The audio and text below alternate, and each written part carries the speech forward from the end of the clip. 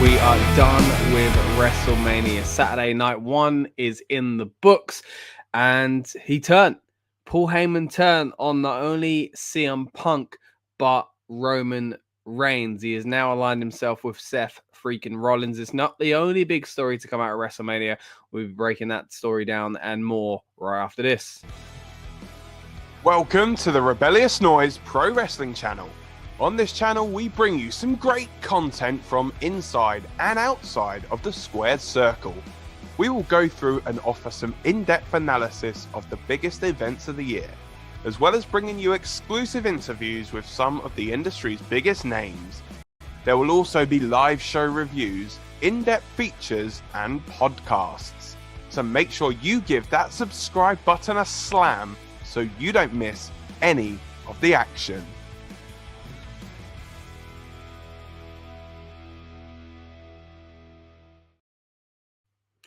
Once again, welcome back to the Rebellious Noise Pro Wrestling channel. You're here for the instant reaction review of the first night of WrestleMania 41.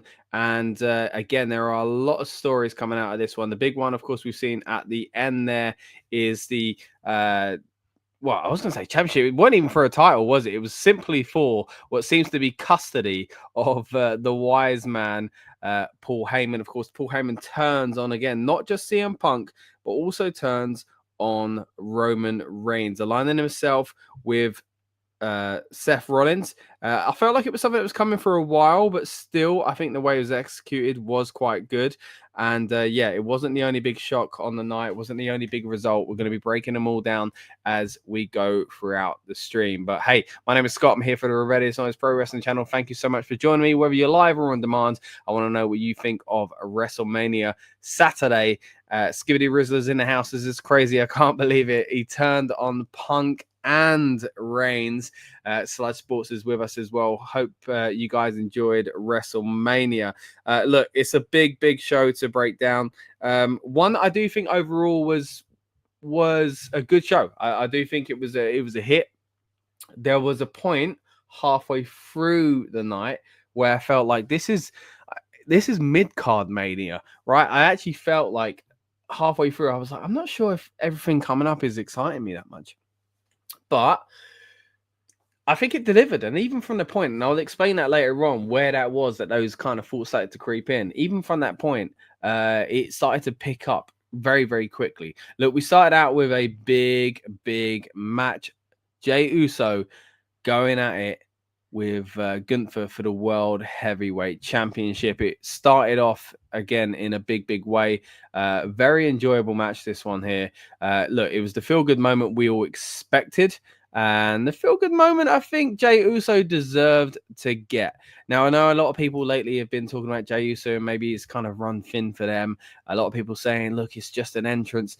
But I've also seen a lot of people say today, look, the internet and the arena or the stadium this time around, of course, is very different. There was a huge reaction for Jey Uso. I did think it was a bit mild when he first came out, but I think when he actually got into the audience and they were all kind of yeeting with him, I think it came across very well. Big entrance. You had the flags, you had the cheerleaders, you had the dancers. A great entrance for Jey Uso. Of course, he has really been mild the past few weeks, wearing none of his merch or anything like that. So to see him go big, I think made a lot of sense and kind of, reflected where we're at in that story as well, where we've got to. Sludge says, I completely agree with mid-card mania, but the main event didn't make up for it. Look, I enjoyed those matches that I would claim to be mid-card as well. I've got to say, it felt like it was just no matches or no moments or surprises and very predictable. I'd say for the most part, I think it was predictable. There were still a few shocks as far as results go, but the matches were kind of what I expected them to be, but still very entertaining as well. But let's start off, as I say, let's go at the very beginning. Let's talk about Gunther versus Jey Uso. Jey got very close very quickly. Hit the splash, and then I realized, man, there's a long way to go with this. And the big fear about Jey Uso matches is that he does super kick and then super kick and then super kick. And there was a little bit of that. I mean, it was more splash. But there was a little bit more variety, I have to be honest. And I think his pairing with Gunther worked quite well. I think their styles are very different. And I think Gunther kind of I don't want to say brought a good match out of Jay as if Jay's not a good wrestler. I mean, he's had some of the greatest tag team matches in history. But his style lately has been very much of the same, and I think people got quite bored of some of his, his matches essentially. This one I felt was different. He kind of gave it all he got really at the end of the match itself. The kind of last few moments were quite cool. Before we get there though, Gunther did take control, of course, with a title shot to the head of Jey Uso, but Jey Uso tried his best to kind of not only use his own repertoire but Gunther's as well. Hits him with a nice power bomb, hits him with a spear, of course Roman Reigns' move as well, which he does do. I mean, thinking back, Jey Uso's got a bit of a weird, it's kind of like when you make a wrestler on the SmackDown games and you just give him all the finishers. That's kind of Jey Uso at the moment. But he hits 3 splashes, one of them onto the back. Then he sets Gunther up for a sleeper, and I thought, okay, this is interesting. And then he tapped. Like, wow, what a massive kind of moment, really, to do it. Look, I get it. I think because of what Gunther did to Jimmy, the kind of blood feud that it became, I think it was a good way to do it. My only kind of, I don't want to say concern, but my only thing is like when we look back on the day that Jey Uso finally became a world champion, it will be with a move that's not his, which is kind of weird, like it told the story, but like it was his first title win, his first major title win, took him world title, WWE title. So I think that's a little bit odd, but again, as far as the story itself goes, I think it did make sense and I did quite enjoy it. A great reaction from the fans. And just they were yeeting pretty much straight away after that as well. So look, I've got to be honest, represented the Yeet Man here tonight. He's not my favorite wrestler. Like, this makes it look like I'm like a massive Jey Uso mark, right? That's not the case. I do appreciate him and I do think he's a good wrestler. So this isn't blindness. This isn't me just going, oh look, I mean, clearly he's a big Jey Uso fan. Of course he's happy about this. I think I can subjectively look at the Jey Uso situation and understand why some people aren't too thrilled with some things he's been doing lately. I haven't been kind of too entertained, but entertaining is the main word in that. I think he is a very entertaining character overall. I think we look back to a year or so ago, or even before that. I mean, look at random things like him in the Bloodline, cracking, even though that you could be saying that's unprofessional, but at the same time, look, people enjoyed it, right? And then that moment with Cody when I think they won the tag titles, right? And he was saying yeet and all that in the press conference. They'd had a few shandies, basically. Not that I don't know what that's, not that I know what that's about. But anyway, maybe I'll just say yeet after every line on this promo I'm about to do in WrestleMania. But like, I think it was something that was a long time coming. But again, if we saw this a year ago, I think a lot of people, even the doubters and people that are against him at the moment, would say back then, maybe not back then he deserved to be world champion, but he was on the trajectory to belong in that kind of, upper tier in WWE. And I think he deserves it, man. I think he's had a great few years. And it's a great moment for someone who, is moving merch at the moment and is connecting with the audience. So, yeah, pretty happy with this. Daniel Wiley says, this is absolute BS. Why, Paul? We're going to get to the main event in due course. Don't you worry, Daniel. But thank you so much for joining us, mate. Good to see you on board again. Sludgeball says, I also forgot to say my Mania meal on the build-up show. I had ravioli as a snack and fish and rice for a Mania meal. Nice one, Sludge. Always love to hear your Mania or PLE kind of snacks and things like that as well. So thanks for filling us in. If you're unfamiliar with what Sludge is talking about there, before the show, we had our build-up show for WrestleMania Saturday. So thank you so much to everyone that joined us on that. We're going to do the same for WrestleMania Sunday. So if you did miss out, don't worry. We'll have a build-up where we get ourselves and you guys hyped up for the PLE. But right now, it's all about the instant reaction review for night 1 of WrestleMania. The next matchup we saw was for the tag team championships, the War Raiders defending against the New Day. Now, this was weird. Like, it weren't a bad match, but I still, like, and I don't want to say what was it for, because obviously it was to give the New Day the titles. I think they're 13-time champions now. If you count the free red bird rule, which we shouldn't, because I hate it, and that's another story for another day. And I've moaned about that a million times on this channel, the main Rebellious Noise channel, and the Talking Beans podcast. So if you want to hear me moan about that, you've got plenty of opportunities to dig that out of the vault. But look, I thought this was about something bigger. I thought the reason they'd put this on the show over the SmackDown Tag Team Championships was because there was a big story to tell, and there weren't. Big E didn't come back. He didn't align himself with the New Day again, as I thought he would. I thought he was going to turn heel and be with them, and he didn't help the War Raiders defend against the New Day either. It was nothing to do with Big E in the end, which is disappointing. And I think this started to put things in kind of perspective for me of like, sometimes you're not always going to get these big moments in WrestleMania. You think, oh, there'll be something tonight. And I thought, I don't know, maybe it's not as much as we were expecting. Look, that's not to say it weren't a good match. There was some impressive stuff, as always, from Ivar, the big man, doing his springboards and moonsaults and stuff like that. He did seem to slip on that moonsault, landed a little bit off on the legs. I think it was on top of Kofi, actually.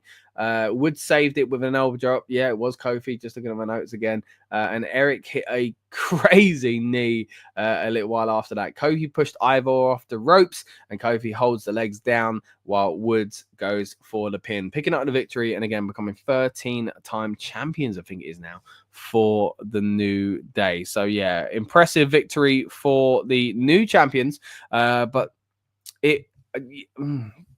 all right, I just don't really understand why this got the position on the card over what was going on SmackDown. That's not to say their heel turn hasn't been important. When there's limited spaces, I was shocked. Sludge Sport says, on the build-up show, I said this was a toilet break match, but I think it was the second best match on the card. But I was disappointed. Nothing happened. That could have been on a random Raw. Yeah, I kind of got what you're saying there. It was a good match, but yeah, was it WrestleMania worthy? Was it necessary to be on the WrestleMania card as far as the story goes? I'm not really sure. Also, I think this match solidified my love for Ivar. He is so big, but he's so flexible and is one of the most underrated wrestlers at the moment. Says Sludge. And also says, oh, by the way, going back to the Jay and Gunther match at the end, did you see the lady ruining Jay and Jimmy's moment? Like, some people have no sense. Yeah, I did notice that. It reminds me of the one where Punk come back at Survivor Series, and there was that guy going Chicago. But I actually quite like that. I think it was quite funny. She was in this moment, and you could see, I think someone ran underneath him and ducked and tried to get to her. She stepped off first anyway when Jimmy was going up there. But it was nice to see Jimmy celebrating, wasn't it? Going back to that match, I was really fearful that it was going to do a turn, and we talked about this in the build-up. I just don't want to see that. I think Jimmy's worked so hard to kind of get himself back over, essentially. I was worried they were going to do a turn, and I'm glad they didn't. We got a big turn to talk about later on, guys. Don't you worry, we will get there. But again, the New Day are your new tag team champions on Raw. It's the world tag team titles that they hold. The next match to talk about is Jade Cargill versus Naomi. Now, this is kind of, I think, exactly what I expected this match to be. It was all about making Jade look good and go over, and I think it was pretty impressive what we saw on this match. We saw a great entrance for Naomi with all the caution gear and stuff like that. She bust through this kind of, I don't know, big old blanket that said caution on it. So two people holding up. That's a bit odd. But yeah, maybe they should have had a tighter shot for that. She had a brand new theme song, by the way, a very kind of like metal theme, which, you know, not sure how much they fit in with her character. But different. At least she's not using her old theme or her new old theme, if that makes sense, because she weren't using the for a little while anyway, even when she was a babyface. So yeah, she's had 3 themes in, you know, since she's come back, essentially using the old one. Who knows? Maybe she'll switch it up to the Funkadactyls theme very soon as well. But yeah, Jade versus Naomi. Decent match. Starts out again with a big entrance for Naomi, but also a big entrance for Jade Cargill, who gets the Weather Channel to announce that a storm is coming to Las Vegas. And they use all these effects to show that. And yeah, you know, I get it. It was a little bit hit and miss, I felt. Maybe a little bit too kind of jokey for Jade's character. But yeah, I did get it. Right, we started out very strong. A nice little X Factor on the outside from Naomi off of the apron onto Jade Cargill. Naomi was caught into a kind of suplex position that got turned into a jackhammer amazingly by Jade. Like, and it was a few of these spots, but some of them felt like they were so similar that it felt like they felt like the first one went wrong, so they wanted to do it again. But they were different spots, so they could have been that. But they were similar enough that it kind of felt like that. But man, the way Jade caught her in the air and then again hit her with that that jackhammer was unbelievable. But again, then we got the same thing again, but with a fall away slam. Jade hit a beautiful nip up as well. Then we had a really, really risky but perfectly executed in some ways. Top rope wheelbarrow into a bulldog position, right? Usually this is a staple of the indies, I think about 15, 20 years ago. Even when I was doing some training, I loved doing this little spot. You roll through into a wheelbarrow, then boom, into a bulldog. But they did it on the top rope. Like Naomi it was a lot of trust in that. To be caught, hit that, boom, and then hit the bulldog off the top rope. I think it was a fantastic spot. We also saw a split-legged moonsault not long after that from Naomi. Only gets the 2 on this one as well. And then I don't even know how to describe it. A backwards switch around powerbomb, right? So Jade had Naomi on her shoulders, I think, right? And they were facing forward. She kind of yeeted her in the air, if you will, and turned around and just powerbombed her to the ground. Now, the awkward thing is, like, she leant into it like she was going to pin, and then she let go of it, and then she did Jaded, hit the 3, which was cool. Yeah, she should win, and it was a nice little end. But it felt like she was confused. Like, you know, like in a game where you do a move and it's attached to a pin and it's too early in the game, so it doesn't actually pin, right? So a power bomb, like I remember back in the day in SmackDown, you did a power bomb and the second one's a pin, like Jericho's a double power bomb, and like it just kick out, right? That's what it kind of felt like. It felt like, or like if you're playing again in the game and you do a move that's automatically goes into a pin because of the way it's coded, not that like Jay Cargill's coded in a certain way. But like it's like a first blood or something like that, or a submission, so there are no pins. That's what it felt like to me. And she did that a few months back as well, where she did this, you know what she does, where she leans over and she does the whole, on her face with her hand. And I felt like it got away with it then because I was like, oh, it's symbolic. It's symbolic. It weren't actually a pin. But like that's twice we've kind of seen that from Jade. I'm not saying she doesn't know the rules of wrestling or anything like that. Yeah, she is somewhat new in the industry still. But like overall, I think it was a really enjoyable match. And I think Jade looked like $1 million, and it was exactly what you needed. I think Naomi looked really good as well. My big concern going into it was like, is this good for Naomi? But I think it made sense for storyline. I just think it's the right time for Jade to win rather than Naomi. But she's had a one-on-one match at WrestleMania. It's a non-title match in a big, big grudge feud. And while I don't think this is the end of it, I do think the fact that she got the match over Bianca or over it being a triple threat is a big deal as well. So, yeah, congratulations to Naomi and to Jade for a great performance in this one. As Sludge says, though, it looks like we are going to get Bianca, Jade, and Naomi at SummerSlam, or maybe just Bianca and Jade at SummerSlam. Again, we'll dive into this further, I'm sure, in the coming, not just weeks and months, but maybe coming days, because I do feel like tomorrow night on WrestleMania Sunday, we will see a little bit of progression here as far as the Bianca Belair situation. But I could be wrong. I mean, there was a lot of things on Saturday I expected to see that just didn't happen. Sludge says overall, this was like the most average match on Mania today. Look, I really enjoyed this one. I got to say, look, it was getting to this point though where I was thinking, again, like, and I don't really want to say it, but like mid-card Mania is what I was starting to think. I was looking at the card and I was thinking, like, these are good. Like, what's coming up next? I was like, yeah, it's the US title. Then you've got El Grande Americano, and then you've got the women's title, which at the time I was thinking, oh, I don't know, that's going to go down. And then you've got the main event, of course, the triple threat, which arguably maybe doesn't deserve to be a main event at the time, thinking it's not a title match or anything like that. Look, it was great, and we'll get to it in a bit. But at the time, I was looking at the rest of the card thinking, has it peaked already? Like, other than the main event, I knew something big would happen in the main event, but I was like, has it really peaked? I've got to say though, man, like the next few matches delivered. It really, really did continue to pick up. I thought it was a really, really good show. It weren't the best WrestleMania Saturday which is a weird thing to say now. You know, it's a thing now. It's what, 5 years in now, having 2 nights at WrestleMania. But it still was really enjoyable. And a big part of that was the US title match. Jacob Fatu, of course, trying to get the title off of Mr. LA Knight. Now, LA Knight doesn't come away with a championship, but does come away with a great match under his belt, essentially at WrestleMania. We talked about on the build-up show, you know, I think it was 2 years ago now, maybe even 3 years, but we were all upset when he weren't on the card, right? This time he's gone into it with a title. He loses the title. He's not as, I don't think, as over as he was a year ago or anything like that, but still very much an important part of the show. Let's go back to the start of the match, though. Jacob Fatu comes out with a pretty cool entrance. He's got a werewolf mask on, I think it was. I assume it was meant to be a werewolf, since he's the Samoan werewolf. LA Knight shows up with his Uber driver. That was a bit of a weird. Just like, what was that guy doing? I just sent him a headset. He wouldn't even look. He wouldn't even turn around. He was just like, LA Knight, go out of the car. No, I'm not looking. Yeah, tip me later. Really weird. Really weird. And as soon as we had 2 car entrances, I'm not sure it was a good idea. They played into the show. Oh, you know, chauffeur driven. It looked like LA Knight wasn't allowed to drive the car. That's what it looked like to me. And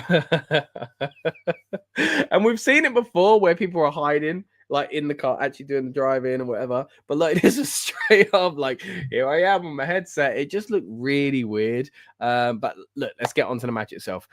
Started very early on with a attempt to win by LA Knight, as all good wrestlers should, right? He hits his finisher. We try to hit it early. Fatu counters the BFT, and it sets us up for a quite exciting start to the match. Knight jumps up for the release German onto the top rope. I love the way LA Knight does that. Fatu sells a beautiful German with a backflip, and he lands. Only gets the 2. LA Knight, though. Fatu takes over not long after this with a kind of like butt squish and a swanton bomb. Only gets the 2 himself. There is a 50-50 kind of split between the audience. It's kind of a let's go LA Knight, or let's go, you know, something like that. LA Knight, Jacob Fatu chant back and forth. Really did feel split in this one. I'm actually glad it was, because I think people really like Jacob, but I did have a bit of a fear that it might kind of create this kind of feeling that LA Knight is not cool anymore. But that didn't seem to be the case. People were very much behind LA Knight as well. Then we got this amazing spot where Jacob Fatu goes for the moonsault, and it's reversed into the BFT in the middle of kind of the air. Amazing. Now, this was deserving of a win. This is the kind of thing that you see Randy Orton hit out of nowhere, and it gets the free count. It didn't for this, and I was kind of disappointed in that, but the way they did it made sense. Like, he got the ropes. Maybe it should have been even getting the ropes is like, it's easier than kicking out, I guess. So you're not using as much energy. You can do it on a bit kind of a, you know, 95% dead kind of scale. But I don't know. Maybe it was a bit of a waste. I'm not sure, but a great spot nonetheless. Then you got this kind of it's a weird senton thing he did on the top of it. He had LA Knight sitting on the top. Did like he jumped up, turned around, he's back on him as a senton. Then I think he hit a swanton bomb, and then like 3 moonsaults, or maybe it's a swanton and then a moonsault. Anyway, he hit him a few times, picked up the victory. Jacob Fatu, your new United States champion, and I think well deserved. And again, a really enjoyable match. This one, one that I do think is going to be remembered quite fondly, and one that I think stood out quite well on this show overall. Jacob versus Knight was a great match to Sludge Sports overall, but it felt like mid-card mania. I shouldn't have said that, should I? I should have said mid-card mania, because Sludge, you're running with it now, aren't you? They should have just had the pink card. Like, oh, Tiffy. Yeah, we'll get to Tiffy's entrance in a little bit. That was the US title match, though, guys. Look, let me know what you thought of the show overall. Was you a fan of it? Is there anything you would have changed? Look, we're going match by match, but I'm happy to hear your comments for each and every one of them, and we'll dive into them as we make our way through the stream. If you're watching on demand, by the way, guys, or if you're watching on the Sunday build-up show, I know it's going to be repeated on that. Again, get your comments in, and I'll get back to them in whatever time frame we're in there as well. So let's move on to the next match, which was supposed to be Rey Mysterio going up against El Grande Americano. Now, of course, Rey Mysterio got injured on SmackDown. They announced it tonight that he wasn't going to be involved in a match, and instead it would be Rey Fenix that I guess defended his honor. Now, the concern we had on the build-up show, and this is still something that might be an issue, is that Dragon Lee maybe deserved that spot more. Great match, don't get me wrong. Love Rey Fenix, do not get me wrong. But Dragon Lee was a big part of this storyline, and I think for me, I felt like El Grande Americano was going to be unmasked at the end of this, and maybe there was a change because of who was in the match. Maybe they decided to kind of long out the storyline essentially because of it. But I was surprised, a bit surprised at least, because I kind of understood the Rey Fenix thing, that Dragon Lee wasn't the one to take Rey Mysterio's space. But instead, again, it was Rey Fenix, and man, what an incredible achievement. Like, he's just come into the company and he's had his WrestleMania debut before his brother Penta, by the way, who debuted a good few months before him, yet somehow he's had a WrestleMania match before Penta. Yeah, incredible when you think about it that way. Let's get to some of these comments here as well. Oh, hell no. What did you say? Dragon Lee. Oh, sorry, Saj. I forgot how much you hate Dragon Lee. I would have seen... I'm sorry. All right. I'm sorry, Sludge. Look, but I just think, look, maybe you're not a fan of his work, but I think he's pretty cool, and I think he's done well lately and deserves to be in that spot. But anyway, let's move on to the match itself and who was actually in the spot. Again, Rey Fenix is taking the position here over Rey Mysterio. I think they did a great job at reproducing that promo package last minute. The first 3/4 of it was about the original feud. It was about El Grande Americano. It was about Rey Mysterio and kind of the history of Luchador, wrestling. And then they tweaked it. They put the Rey Fenix stuff in there as well. So I think they did very well. The whole kind of package for this was interesting. Of course, the thing is that El Grande Americano is supposed to be this kind of legendary figure that is American, but is a luchador and went to Mexico, was a superstar, went missing. Now he's showing up in WWE. They did this typical kind of thing they do in TV shows to represent Mexico. They put the yellow tint on the camera. They did this kind of old school kind of graphics on the screens as well. They did it was kind of what do you call it, jittery footage and stuff like that to kind of make it look old fashioned. And then you also had a mariachi band as well. Now, of course, let's be honest, guys, this is surely Chad Gable, but whoever it is under that mask, man, they performed so well in this match. I think them and Rey Fenix to work this well on that stage, unprepared, is amazing. Yes, they're pros, and yes, they can pull a match out of the bag every now and then, I'm sure, without really thinking about it. But man, I think they did such a good job. Sludge Sports says this was a good match, but it felt like a Vince McMahon match. No unmasking, no surprise, just a match. What I said before, until the main event, it was just matches. Look, I thought it was a good match, though. I do think it was a good match, and yeah, maybe no surprises. And I don't know, what more did we need? I did think he was going to be unmasked. I did think there would be some sort of revelation with America Made, but yeah, maybe the whole situation, Rey changed that, or maybe if Rey faced him, this is what we would have seen anyway. I'm not quite sure. Right. We had AAA representation as well. Vikingo was there. He kicked Chad Gable, El Grande Americano, in the head. later on would console Rey Fenix. Spoiler alert: Rey loses this match here, which I was very shocked by, actually.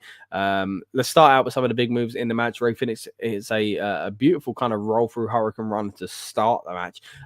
Wade Barrett and Pat were great on commentary in this, by the way, really putting over El Grande Americano and basically saying, we need to do some more research ourselves. We need to find out more about this. And kind of Michael Cole's trying to be the straight guy saying, look, this is Chad Gable. What the heck are you talking about? And they were just trying to, move away from those rumors, I guess. But yeah, very, very clever. I think the way they managed this on commentary.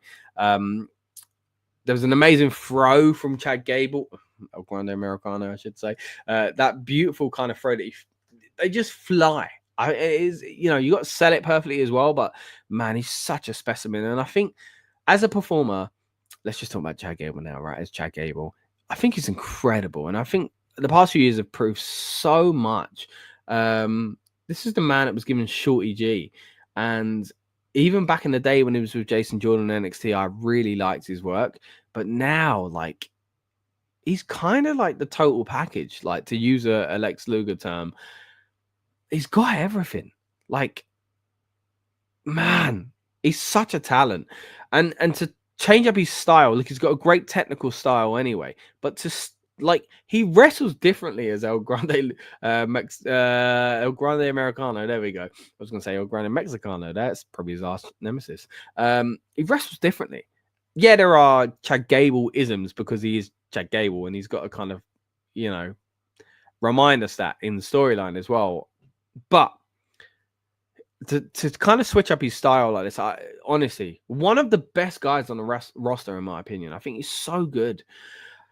Right. He's not a good guy, though. He's a bit of a naughty man, and he cheats to win in this match. Before we get there, though, we do have this kind of incredible backwards 450 splash or 450 senton from El Grande Americano, which we've not seen as Chad Gable. So maybe it's not Chad Gable, guys. Maybe it's not.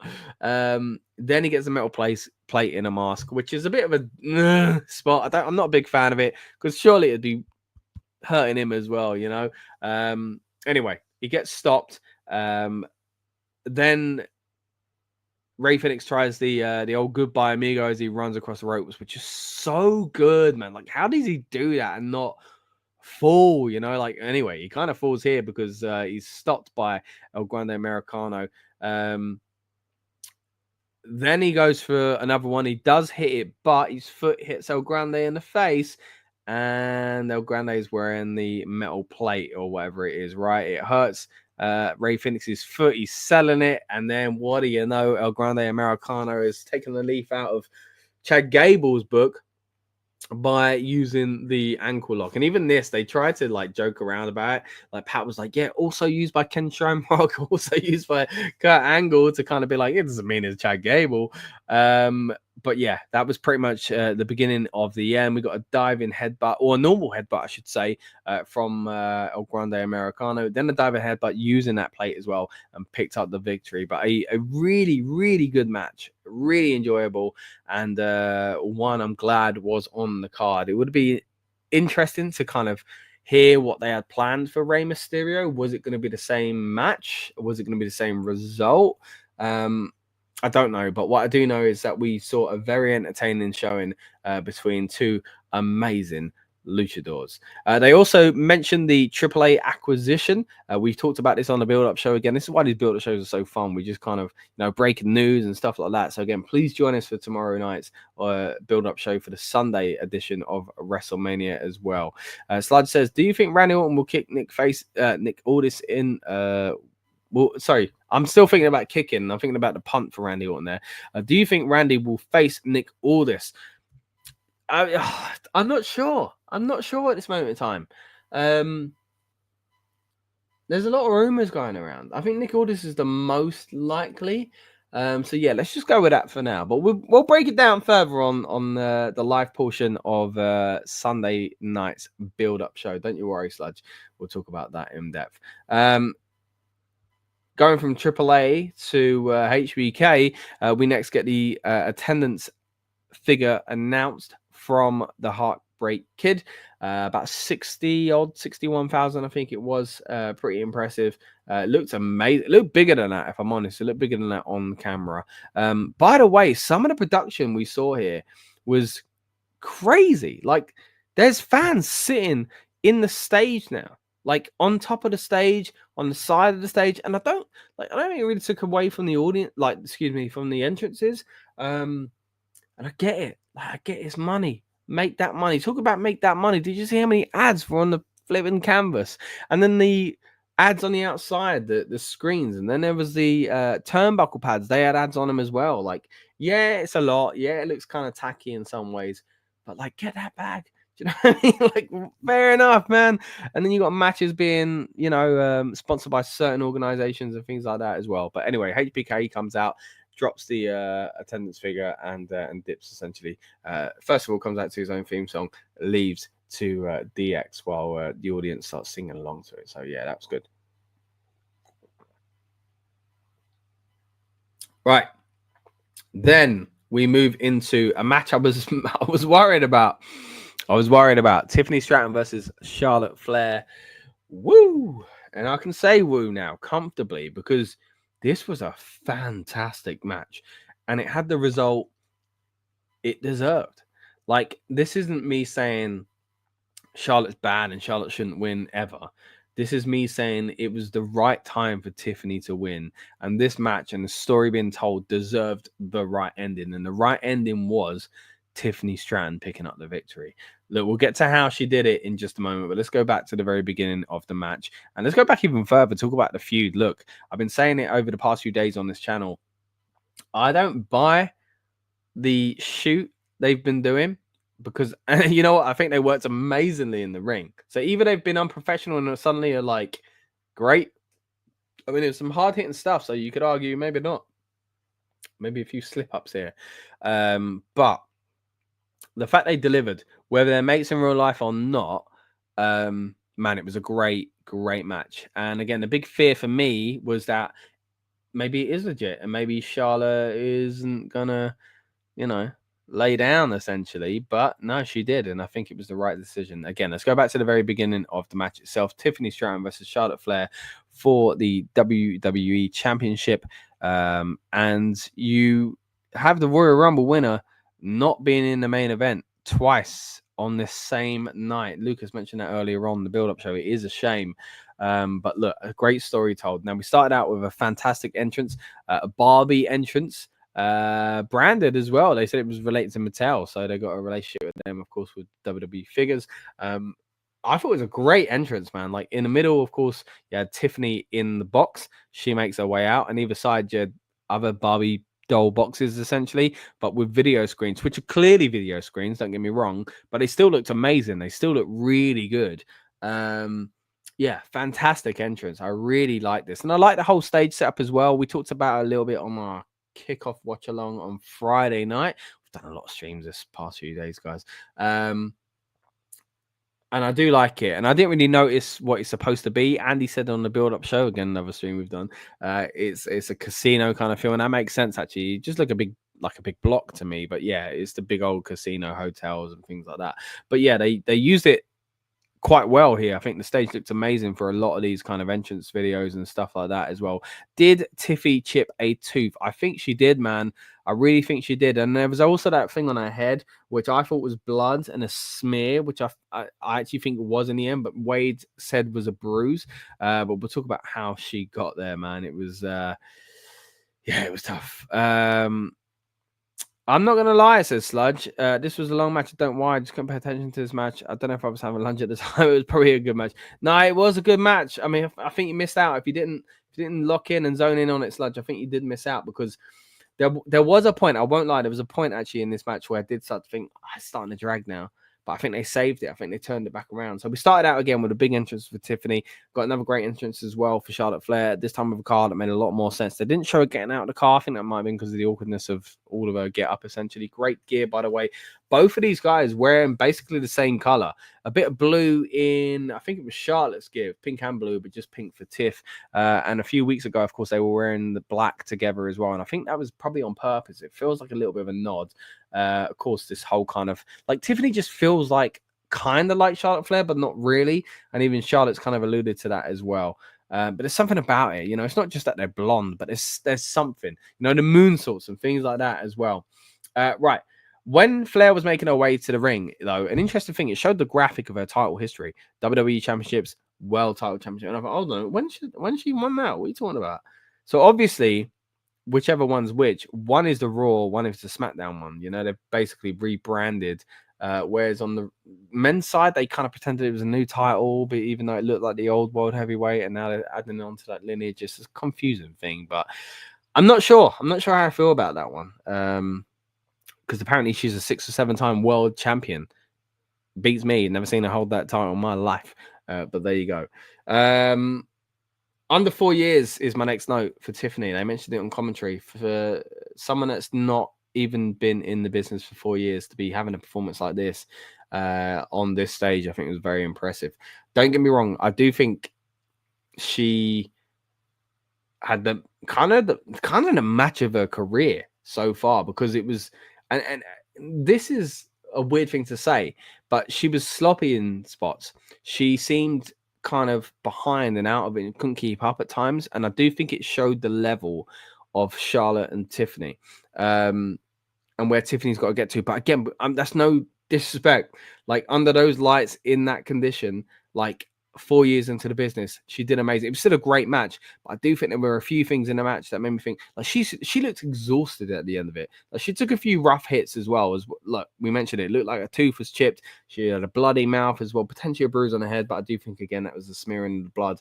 But I do think it showed like she'd been through the wars and she deserved to come out on top, I think, in a crowning moment. So yeah, a really, really good show for Tiffany.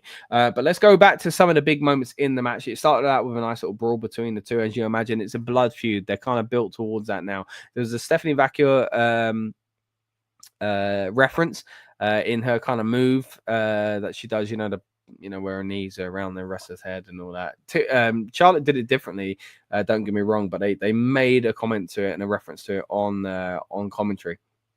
A moonsault from the top rope by Tiffy, but she lands on her feet. Great bit of athleticism there. Some beautiful chops from the Nature Boy's daughter, as you would expect, with some trash talking to go with it as well. There's a crossbody roll through, only gets to 2, but at this point I noticed that Tiff did have her bloody mouth. Not sure where it happened, but not long after this, Tiffany attacks the knee of Charlotte Flair. They worked around that, the knee brace. Charlotte tries to do the figure 4. She can't turn it into the figure 8. Her knee is starting to get on top of her. Then, speaking of knees, we get the prettiest moonsault ever, but the knees go up from Charlotte Flair. I love this spot. The fact that they played into a real-life injury and the fact that they were willing to risk it was a big deal. Charlotte, if she didn't... Look, if she's as bad as some people say, she wouldn't have been going into this with that knee and doing the spot she did with that knee. To put her knees up in this match, and I think it told a lot for the story as far as the match goes itself, if you talk about legit injuries, but in the match they were working on the knee, it was a great kind of image. Like, she is willing to sacrifice what was already her kind of Achilles heel in that match in order to make sure Tiff didn't get over. Anyway, only gets the 2 on it, though. It doesn't work out for her there. She hits the natural selection from the top rope. Again, only gets the 2. Not sure about that. Top rope moves, in my opinion, top rope versions of finishes, even though it looks a little sloppy. I'm not sure. If it's for a title at WrestleMania, it's different. There were a lot of false finishes in the main event, which we'll get to in a little bit. Tiffany wins, though, with the prettiest moonsault ever, and she looked shattered at the end. Like I said, great match overall, really, really enjoyable, and ultimately the match I think we all deserve to see, as fans. I think this is the match we've invested in, for Tiffany Stratton. This was, I think, a moment that really made her kind of, again, showed her a little bit out of depth. I'm not going to lie. Charlotte didn't look as worse for wear at the end of it, because I think Charlotte's used to a lot of this. But this, Charlotte took her to a new level. And I think that's exactly what we needed. I think Charlotte was, the perfect opponent for her. There was a lot of concern going into it that there was this, behind the scenes animosity and it might not go to plan and they might not kind of gel in the ring. But man, if that is the case, they put that aside. If it's not the case, I guess they did well to fool people, right? So, yeah, either way, fantastic match and a well-deserved victory for Tiffany Stratton and a fantastic performance. And credit has to be given. Flowers have to be given to Charlotte Flair. I know a lot of people don't like doing it, but look, it's easier to do when she hasn't won the title, right? I think if she'd won the title here, I'd be saying some different things, but it's not to say she don't deserve her praise, because she is an amazing performer. And again, this was a very enjoyable match. Then we get the Hall of Fame segment of the night, and it's the classic thing where they all come out and then the headliner comes out to their own theme song. But interestingly though, there was no Lex Luger. No idea why. I've looked it up online and basically everybody's saying, where's Lex Luger? No idea. Haven't got a clue. Maybe we'll get a little bit of clarity, and by the time we do the live portion of the build show on Sunday night, we might have a bit of news, but hopefully everything's all right there. It was it was a shame not to see him, and very strange. Also very strange as well, did you notice Bret Hart rolled his eyes after Triple H shook his hand? Like, come on, man. Like, I like Bret, but I don't know, maybe I'm reading into it, but it didn't look good. It didn't look good. I saw some people say maybe Austin said something to him and he was kind of reacting to that. Maybe Brett's not. I know Brett's not really a fan of Triple H. I think he gave him a 4 out of 10, which is so ridiculous. But yeah, okay. I know he's not a fan. But you brought in for this moment, like just enjoy it, you know. But maybe you just didn't like the fact that Triple H then got his big moment after that. I know it can look like, you know, with an hour and 7-minute speech, it's all about him. It's all about the game, eh? Anyway, let's move on for that. But yeah, Hall of Fame segment came at this point, and then we move in to the main event of night 2. Show some class, says Sludge. Show some class. Main event of night 2 featured Seth freaking Rollins, Roman Reigns, CM Punk, and it was all about who's going home with Paul Heyman. They did a great promo video for this. I'd seen it earlier on, I think it was on NXT when we were doing a watch along for that. The Machine Head song fit it really well. Even it, like, they slowed down the footage and zoomed in. There's black and white shot of like the brawl that they had, the pull apart between the three of them, and it just looks so cool. Yeah, talking of cool, Seth comes out first in this kind of big get up, all in black, has a flamethrower with his logos all over it. Does it, boom, and then the screen lights up with fire, burn it down, all that good stuff. Then it goes black. Nothing. Music comes back on, lights come back on. Seth's in white, now wearing the shades as well. Really cool entrance there. Roman, speaking of entrances, Roman comes out on his own, and it looked weird. Not only no Paul Heyman, but it really hit you that he's got no bloodline with him either. I know that's a story they played into before, you know, that they all will leave him. But they were on a good note at Survivor Series, but now they're not. Speaking of Survivor Series, at the end of Jey Uso's match, is it just me, or did you see Jey Uso, Survivor Series graphics pop up on the screen as well? Like the replay graphics. Maybe I'm going mad, but I thought I saw that. Right, going back to the match itself, Roman Reigns comes out on his own. It looked quite odd. Then, as he makes his way into the ring, you see those kind of screens that were up and down on the ramp, and it was showing the kind of Samoan dynasty, essentially, showing all the kind of legends of the past. That was pretty cool. Talking about legendary, though, next up, we saw a kind of highlight package of CM Punk's career to the soundtrack of his old theme song, This Fire Burns by Killswitch Engage. Now, I am a big fan of this song, and I thought often recently, actually, about, I wonder if they'll ever have him enter with that. You know, you remember back in AEW, he came out to his old AFI theme song. So I thought he might be open to it, as much as he loves Cult Personality, which of course was a big part of this entrance as well. This Fire Burns was, you know, a key part of his career, you know, using that theme, and it showed, you know, it highlighted that period of his career. I think it was really, really well done. It was a greatly produced video, and he said in it, you know, this fire still burns. I mean, goosebumps, like The Rock says, just thinking about it. Great promo package. It reminded me of that Clash at the Castle when Drew didn't come out to what do you call it? His old theme song. What's it called now? You know what I'm saying? The old theme song, classic song. Broken Dreams. There we go. Just singing it in my head to try and remember the title. And then he came out to his main song. But yeah, it was a nice little introduction to that. So yeah, pretty cool to see that for CM Punk. And then he does come out to Cult Personality, of course, by Living Color. They are there in Living Color performing live. I gotta be honest though, the audio was a little bit off on the feed. It seemed like a good performance. I think the one at WrestleMania 29 was better. It came across better on camera, at least. But yeah, still enjoyable. I loved it. Talking of WrestleMania 29, what a throwback. Seeing Punk come out in the old yellow trunks as well, wearing the grey hoodie, having Paul Heyman with him, the old put his watch in front of him for its clobbering time. Man, it's funny when Paul Heyman does an entrance with someone because he has different personalities for each of them. But yeah, a great kind of introduction to the match. And a real kind of exciting start to the main event. So like says, my favorite theme song is Cult Personality. Yeah, it's a banger, mate. It's a good tune, I got to say. Right, let's get into the main event itself. They started out in the audience very early on. There were trash cans and things like that. It kind of set the scene falsely because I actually thought there was going to be a lot more hardcore stuff in this match. There were some big hardcore spots, don't get me wrong. But when they start with trash cans, you think they're going to go on with trash cans. Didn't happen, though. Seth and CM Punk fighting in the audience, essentially. Roman dives over the barrier into the both of them. And get things underway, gets them back into the ring, essentially. Soon you get a doomsday device on Seth. Punk hits it off the top rope. Seth takes it like a champ as well. Flips back off, basically, off of Roman Reigns' shoulders. Superman punch to Punk only gets a 2.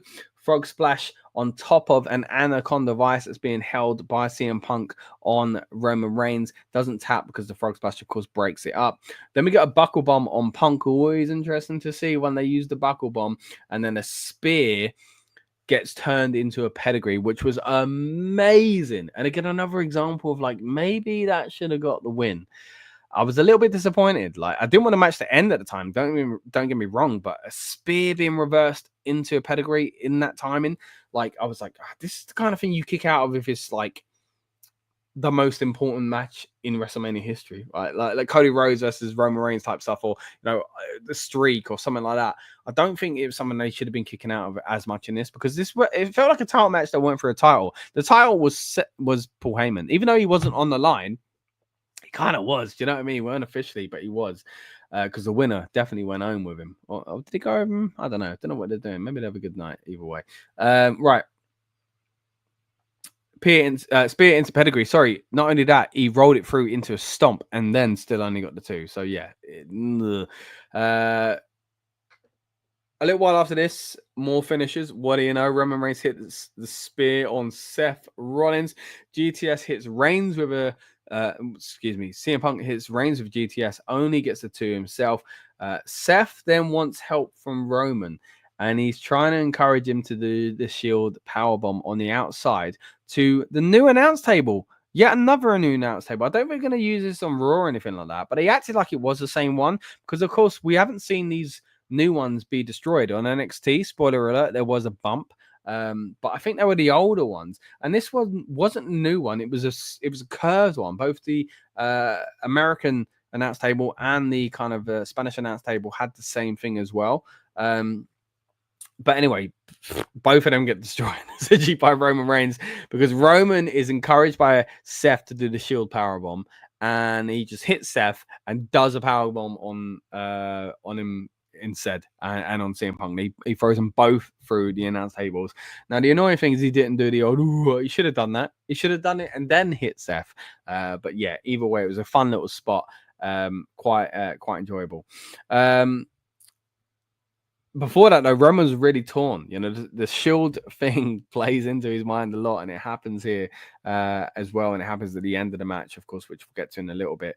But yeah, hits Seth, does the powerbomb on his own to CM Punk through the table, and then does it through the Spanish announce table on Seth Rollins as well. A lot of guillotines in this as well. Hits one on CM Punk, which he reverses into the Anaconda device. A lot of Anaconda devices in this match as well. The sharpshooter worried me, man. When they put a sharpshooter in, because of Bret Hart's involvement with this weekend, I thought, no, they're They're not doing a screw job, are they? Like, they're not having Heyman tell someone to ring the bell, and that's how Heyman turns. I was really worried, and I wonder if they thought people might think that way, and that's why they played, did it and possibly played into it. But anyway, didn't go anywhere, but it did worry me. Punk hits a stomp on Roman Reigns, so they start stealing finishes at this point. Then there's a GTF on Seth Rollins, only picks up the 2 once again, and Cole hits a comment about Punk at this point, burning bridges. They acted like CM Punk was a heel. They also said it, about Heyman, which I think weakened what Heyman did in some way, because they were like, "This is your fault, Heyman," like as if Roman's the like mega babyface. So I thought that was kind of a weird thing to do, to do on commentary, but it made Punk look like the bad guy, which they just don't like each other. There are good and bad traits in all these characters. That was kind of the story it felt like they were telling for the most part, until Seth turned to a really naughty man. But yeah, acting like Heyman was a heel for aligning with Punk just was a bit strange to me. Now we start getting towards the end of the match, though. GTS on Rollins. There's a spear on Punk. Seth Rollins hits the stomp on Roman Reigns, and they're all just laying there.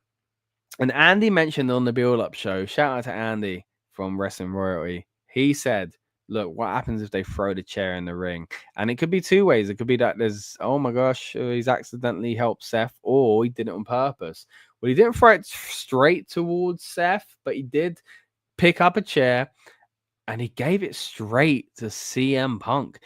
And the selling here of this moment from Roman Reigns was amazing. He looked shocked. He looked distraught. He looked betrayed. He looked angry.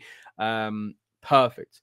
And it was like, wow, this is it. And I was saying out loud, watching it, no, this ain't it. No. He's going to turn on Punk as well. And what do you know? That's exactly what he did. He hands the chair to CM Punk and he low blows him. And it felt like a big monumental moment. This whole story has been recently based on the allegiance of Paul Heyman, and it goes even further in a minute. But look, it was all about Paul Heyman and his kind of love for CM Punk, and that story that Punk told of how, he always said, look, when you main event WrestleMania, I'm going to walk to the ring with you. And, they showed clips of that recently as well, that promo. I think it was on Raw. So, yeah, I think it was very clever to use that sort of stuff to go back and kind of get that archive footage and make that part of this story. And, yeah, he turns on him, and it felt like a big deal. Then, though, and again, I knew it was coming. Look, I'm not a mind reader or anything like that, but I've just been saying for weeks, surely he's helping Seth Rollins here. And I said it, look, I think his demeanor is going to change. Everything about him is going to turn into a right nasty piece of work that we know Heyman can be. And that's what he did. He hits Punk with a low blow, and he gives the chair to Roman Reigns. And then he tells Roman, look, Seth is clawing up onto the ropes. This is just like the Shield. And some part of me thinks, oh, they do this too often. They played into it a lot. Like the Sami Zayn thing kind of felt like that, a reference to the Shield. Last year at WrestleMania, they referenced the Shield. There's a few times they faced each other and kind of referenced the Shield. The other day on SmackDown a little while ago, he wore clothes that looked like, the Shield outfit he used to wear as well, but more elaborate version. And then they played into it here as well. But I think it was really well, executed. And look, he gives him the chair. He stands back, and I'm thinking he's going to hit him. And he does. Hits him with a low blow. Roman Reigns falls, and Seth Rollins takes advantage. It takes a little bit of time, though. They wrap up the match a little bit later than I expected. After this, it kind of lingers on for a little bit. But ultimately, Seth Rollins does pick up the victory, does take advantage of what Roman Reigns' wise man has done. And he's turned on both CM Punk and Roman Reigns in the same night, aligning himself with Seth Rollins. And I think it's great. I think it's a breath of fresh air for Seth Rollins. I think he's someone that's been kind of lost in the shuffle quite often. And, it makes sense. I think Roman's a massive star. CM Punk's a massive star. Seth's great as well. But I felt like a few months ago, no, maybe a year or so ago, I felt like he was getting a little stale again. And then to kind of change it up. And I think he's done well to stay, I don't want to say to stay relevant, but like he's done well to kind of, keep himself, reinventing and stuff like that. I think he's done really well. And lately they've kind of hinted that he's a little bit of the old Seth Rollins, the heel Seth Rollins, with the authority and stuff like that. And they made reference to it on commentary, by the way. And here we go. A new direction for him, a new direction as well, and a bit of breath of fresh air again for Paul Heyman. I think Paul Heyman needed something different, and him being all kind of, oh my gosh, fearful, scared, oh my god, oh no, I'm so distraught, and I don't know, I'm so sorry, what have I done, and all this kind of stuff.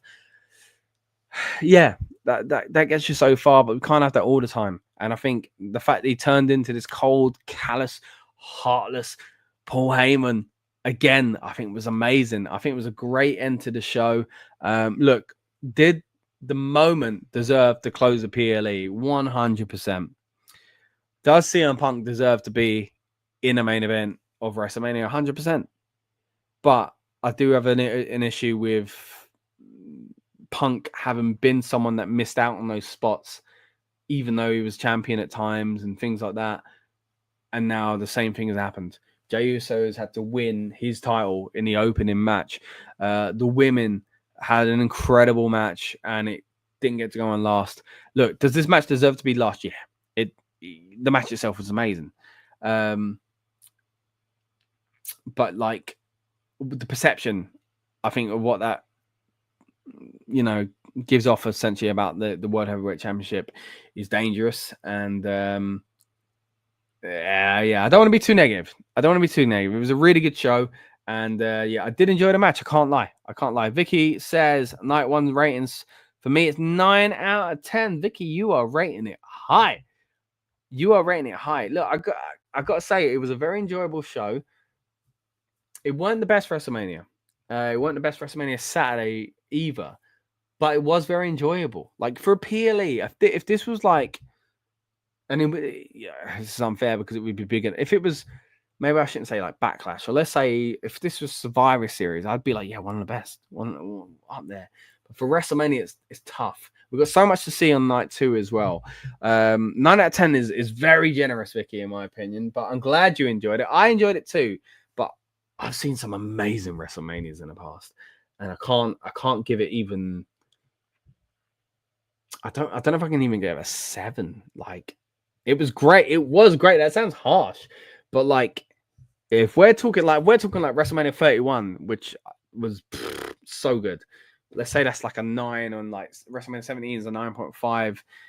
The past few years have been like, if you're talking like that, maybe 8s. So this is like, look, we haven't seen night 2 yet again, but on its own, I'm going between 6.5 and 7, and maybe that sounds harsh to some people, or weird, because I have really enjoyed it. But like, there weren't a lot of surprises. Like, there was a great surprise at the end. There was a great feel-good moment at the start of the show, and there were fun matches, and they made the best of things, such as Rey Mysterio getting injured and stuff like that.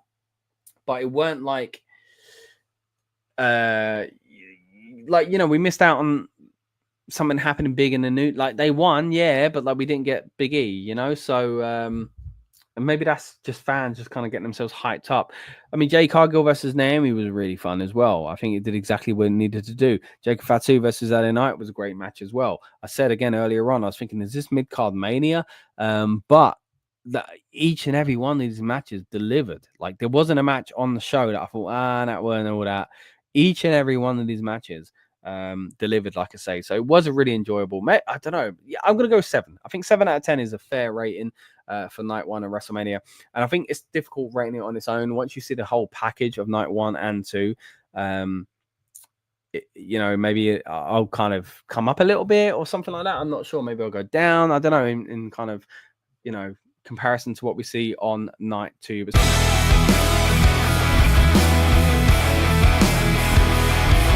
We are here to break down WrestleMania Sunday, and I'm coming on there like completely different to how I expected, I guess, like 3/4 through this show, when I was really, really enjoying it. Spoiler alert, I ain't happy about that main event. I don't want to bring it down on it straight away, but John Cena's the 70th time world champ. You'd think I'd be happy with that in the background. Yeah, no, I didn't like the way that went down at all. And you could argue that as well. He's a heel. That's the whole point. No, no, not for me. I hate to be down on it straight away because most of the show I thought was incredible. But look, we'll jump into the show right after this. Welcome to the Rebellious Noise Pro Wrestling channel. On this channel, we bring you some great content from inside and outside of the squared circle. We will go through and offer some in-depth analysis of the biggest events of the year, as well as bringing you exclusive interviews with some of the industry's biggest names. There will also be live show reviews, in-depth features, and podcasts. So make sure you give that subscribe button a slam so you don't miss any of the action.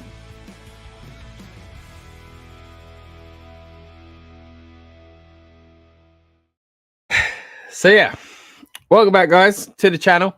I don't want to be coming on air in this mood, you know, because I love wrestling. I love WrestleMania. I love the guys involved with the main event, but it didn't go down the way I wanted. It's not me just saying, oh, it's not the prediction I expected. You know, I was saying Cena should do it as a baby face, and I think that's what's going to happen. And I kind of created this story in my head that I would like to see, don't get me wrong. But at the same time, I think the way it went down at the end is not great, not enjoyable. Right, let's get to some of these comments. Let's bring on Lucas. I see him waiting in the background as well, just seeing setting up now. So I'll bring him in. Look, it's nearly 4 a.m. here in the UK.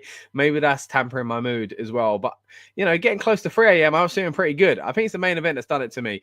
Kieran says, John Cena didn't deserve that at the end. Sludge Sport says, great 6 matches, underwhelming main event. I think that's the story of the show, in my opinion. Main event was disappointing, but the rest of the show was fire, says Josh with the fire emoji. Let's bring in Lucas and see what he had to say about this as well. Lucas, mate, just off the bat, we'll break it down match by match and moment by moment.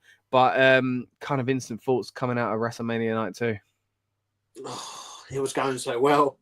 It was going so well. Yeah, it was. Yeah, I thought that night 2 was a much better night. But I think obviously, yeah, I said it is almost 4 a.m. It's been a long weekend. We've seen a lot. Obviously, as it has only just happened, obviously, this is moments ago, what we just witnessed. Obviously, you know, those of us just joining us, or if you've somehow you missed the main event or whatever. But yeah, we have ended WrestleMania with John Cena breaking the record, become the 17th time world champion. But we've ended it, in my opinion, possibly the worst way this could have been done. Like fully. And the thing is, it's easy to just kind of say, like, you know, worst thing ever, whatever. But I'm struggling to think of a main event that's ended so badly. Yeah, look, I'm coming out of feeling almost angry. Do you know what I mean? Like, there are many times, and ironically, I've said this a few times in Cena's run. It wouldn't be a final Cena run without me going, Cena, you know, because, you know, back in the day, I'll admit, I keep saying it. My genuine Cena was that I loved him in the early days. He grew stale to me. It was too much. And then it became a nostalgia act that I really enjoyed. And then he turned heel, and it's not the kind of heel we got you. He's a bad guy and he's done it. This is not the way he should have done it. It's just simple, done.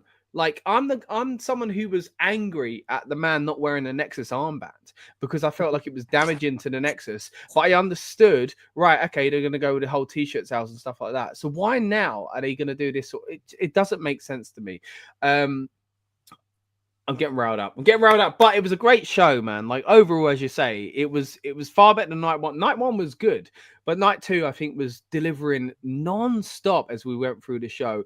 Let's get to some of these comments as well. Sludgeport says, night 2 was way better, but I didn't like the match. The match was fine. It was just the way it ended like that. It was very disappointing. Kieran says, I feel bad for Cody, like him getting hit with a belt in front of his family. Yeah, not a nice way to go down.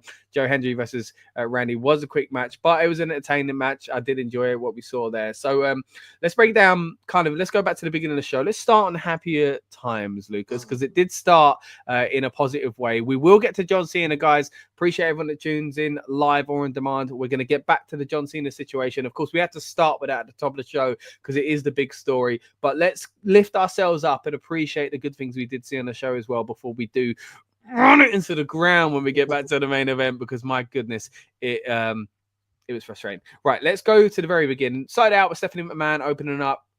Nice little intro. It made me wonder, Lucas, when's she going to go in the Hall of Fame, you know? So that'll be an interesting point in the future to see. It started from that point, though, with the triple threat match. I thought this was a really, really fun way to start the show. And literally straight away, a few of us were texting in and out. A lot of the guys that have been on the build-up show tonight were texting me. And I was saying to everyone that spoke to me about this match, like already it was match of the weekend contender. What were your thoughts on the opening to WrestleMania? Yeah, no, the triple threat was fantastic.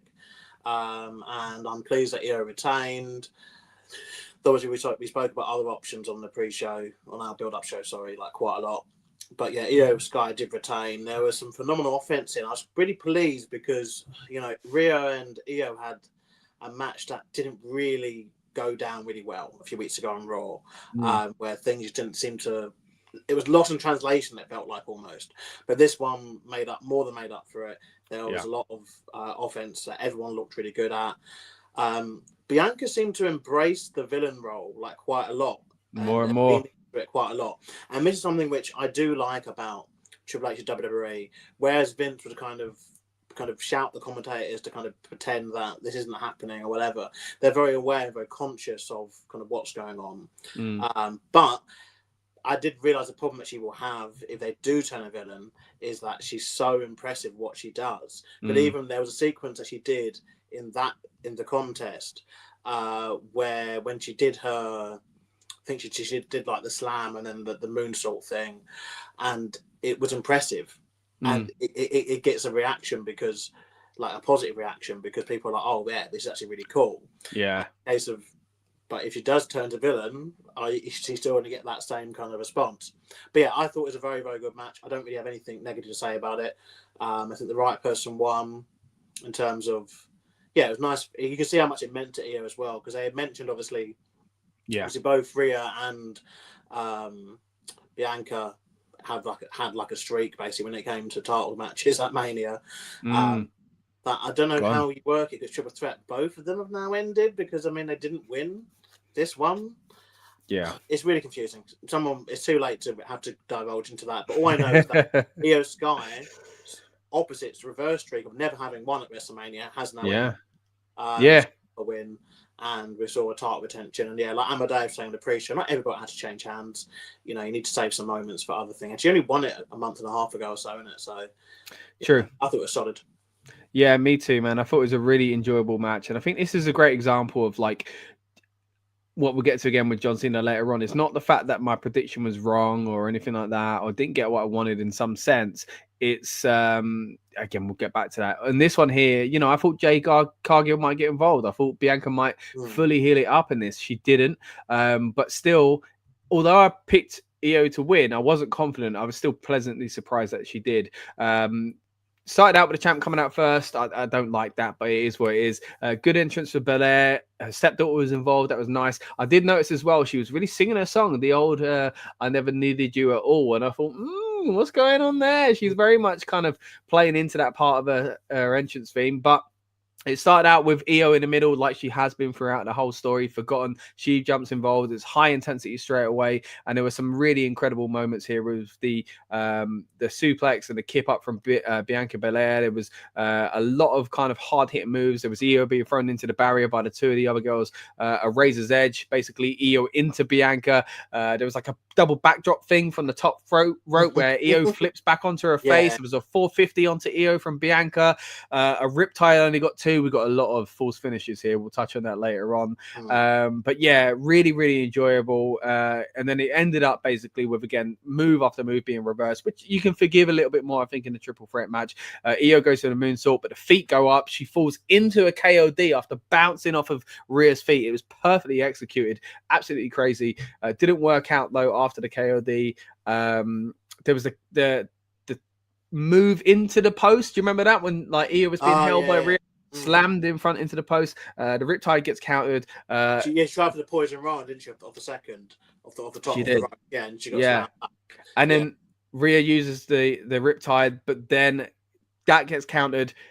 KOD comes, but not before a whip of the hair. Again, embracing that kind of villain side of her personality, it would feel. Io hits the moonsault, gets the 3, and yeah, Bianca's streak, as you say, is over at WrestleMania. Really, really enjoyable match. Guys, let us know in the comments what you thought of this one. It was a great way to start the show, and you know what? It's lifting my mood already when it comes to WrestleMania, because it's easy to kind of get bogged down on like the last thing you see. And again, don't you worry, guys. We ain't letting it off. We're getting back to that main event in a bit, but let's keep it light here and focus on the good things. We'll go match by match. Next up, we saw Drew McIntyre versus Damian Priest, and again, quite a fun contest. It was at this point, Lucas, that I was thinking about the comparison compared to the night before. Already, I was thinking, like, we saw this, and then we saw this match, which was also quite entertaining. And then after this, I was going, oh, that's what we've got coming up next. Whereas yesterday, I was thinking, what else was there to look forward to? Not that yesterday was bad, but I kept using the term yesterday, mid-card mania. That's what it felt like to me. And I think there's a real issue between night 1 and night 2. And we talked a little bit about this off air, didn't we, between ourselves, chatting throughout the night as well. But the match itself, as far as number 2 on the card, was the street fight. Of course, the Sin City street fight. Damian Priest versus Drew McIntyre. What are your thoughts on this one, mate? Yeah, it wasn't a match I was too interested in going into it. I thought it was okay. WWE street fights do kind of have a weird formula now. Once you kind of realise it can take you out of it a little bit. But essentially, because they like to keep everyone strong, it basically means they end up repeating spots. So because they realise they go to the world, the table being like their big spot, they will use that in a street fight like so many times. And it's one of those where, because Damien go to the table, then obviously Drew's got to go through one. Because Damien hit him with a chair, now Drew's got it. You know what I mean? Like it becomes a bit tit for tat like that. But look, it did its job. Like, I think, to be fair, this was an element that was actually missing from last night. I speak about it yesterday when I said about, Cargill and Naomi could have done with a stipulation like that, because they had this massive, like, I hate you blood feud, like, I'm going to attack you wherever you are. And it's just like, then when you get to Mania, it's just like a normal match. But maybe they were doing that to protect Jade, and we spoke about that yesterday. But I think that's what was missing from last night. But I also just think that both of these contests did just feel like, I mean, less so with Damien and Drew, though they have done well to kind of keep them apart for as long as they have done. Like a singles match anyway. Both these matches did feel like Mania matches, like, only watch this on Mania. Whereas if you go back to last night, the first 2 matches with Jey Uso versus Gunther already happened like 5 times on television and Saturday night's main event. And then obviously New Day versus Viking Raiders, which obviously, again, could have just been on Raw. If that was on Raw on Monday and with the title change, particularly because they had no Big E going, no Big E got involved, whatever, as people predicted would happen.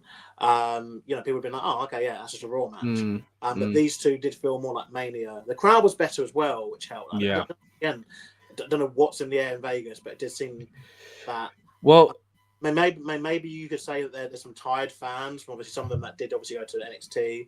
There wasn't on social media of people getting into the venue yesterday, and so I guess people maybe once they did get in, it took a while to kind of get warmed up. Maybe it's just I don't know, but yeah, I thought this was okay. It did its job. It's one of those where I don't really know where this really seats people. Either way, it feels like it is the end because it was like a clean finish, but I wouldn't be surprised if there is some sort of rematch, something down the line. Most likely on TV at this point. But it's one of those, it's like, I think with Drew anyway, it kind of like ends his story, I guess, with this. It kind of come full circle where obviously this time last year he was cashed in on by Damian Priest. And then this is where I realised as well that the video packages do some of the matches such good justice, because they acted like this was like some blood feud that's going on like ages, and there were all these cool moments. that's all been like 2 weeks. Like, yeah. I mean, it is a story that has been weaved throughout the past year, and I think they've done a good job at explaining that at times. Yeah. But yeah, a lot of the stuff in that video goes back over the year, which you can argue is long-term storytelling. But yeah, I agree with you. Like one thing for Mania, then Mania Bank like a few months later, then like one little comment or one little social media post, and then it jumps to obviously them brawling and doing all the fights. That was like 2 weeks ago. You know, so it was clever. I think they did a good job at kind of making it seem like a longer standing feud than it maybe was, and connecting all these kind of points in Drew and kind of Damien's careers kind of going at each other. So yeah, really good. As far as the match itself goes, let's break through some of the big spots. Of course, it opened up with Drew coming out with a Doom-inspired entrance for the new video game. Damian Priest had Kerry King from Slayer doing his entrance as well. So 2 big entrances in this match. Drew did the spot he did last year, didn't he, Lucas? With at work board LOL, which he did against Punk. That was posted fast as well. Like or not against Punk. Sorry. Punk was obviously involved in that. It was against Seth, wasn't it? But yeah, it was so fun. That's his brother, isn't it? I think I recognized him from last year doing the same. Yeah, very, very well done. And got incredible social media traction straight away, as you would imagine. A huge spot where the chair was thrown right at Drew's head, and then there was a Claymore not after that as well. Damian Priest hit a chokeslam with a chair stuck around his neck. There was a razor's edge for a table, only gets a 2. Drew had a bit of a bloody back at this point, but hits a future shot DDT onto the steps again, only gets a 2. Old School is attempted by Damian. He's pushed off through 2 tables, I should say, near the announce tables. And then there's a Claymore into a chair, which was perfectly shot, by the way, by WWE's production team, I felt. Gets the 3 count, and Drew pulls away with the victory. Not only that, he pulls away the referee from checking on Damian to raise his hand, which he's done a few times, forcing that raised hands. But to do it, I felt, to pull away from someone that was injured while you're on some steps, it was quite a fun visual. But yeah, overall, a good match. Again, 2 out of 2, mate. We started the show pretty well. Let's start getting through some of these comments as well before we get into the next match, just to kind of, we'll refer back to some of these later on as well, because they relate to some of the other matches. But we've got Sludge saying the entrance to John Cena's final WrestleMania, at least having some graphics and no color. It was like there was no emotion, but that was the point, Sludge. They was trying to get that across, but I get where you're coming from. Dom winning was insane. We're going to get to that. One of my favorite moments of the night. Spoiler alert. Great solid triple threat, says Sludge. Free Media Tool says Triple H should be fired. Why no Rocket sucked? I'm happy at least John Cena won. Yeah, I'm not sure about that last bit for me, but yeah, not seeing a Rock was part of, I think, where these complaints will come from later on as well. Sludge says Drew versus Damian was solid, no complaints. I thought it was starting slow. There would be better things ahead, or so I thought. Let's move back into the order of the matches, though. We found out some news, actually. There's going to be an Australian PLE in October, apparently announced later on this month, so that's going to be interesting. Stay tuned to the Rebellious Noise Pro Wrestling channel for more content around that. Next up, and again, this is the point where I was like, man, we are spoiled.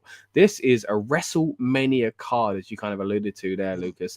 We had Dom versus Finn versus Bron Breakker versus Penta for the IC title, and Dominic Mysterio walks away with gold. And my heart feels good just saying it, mate. People were behind him. He's a massive heel, and this is why it's so impressive. But people were so ready to give him his flowers, and I was all there for it. But yeah, thoughts on the match overall, and of course, thoughts on Dominic winning.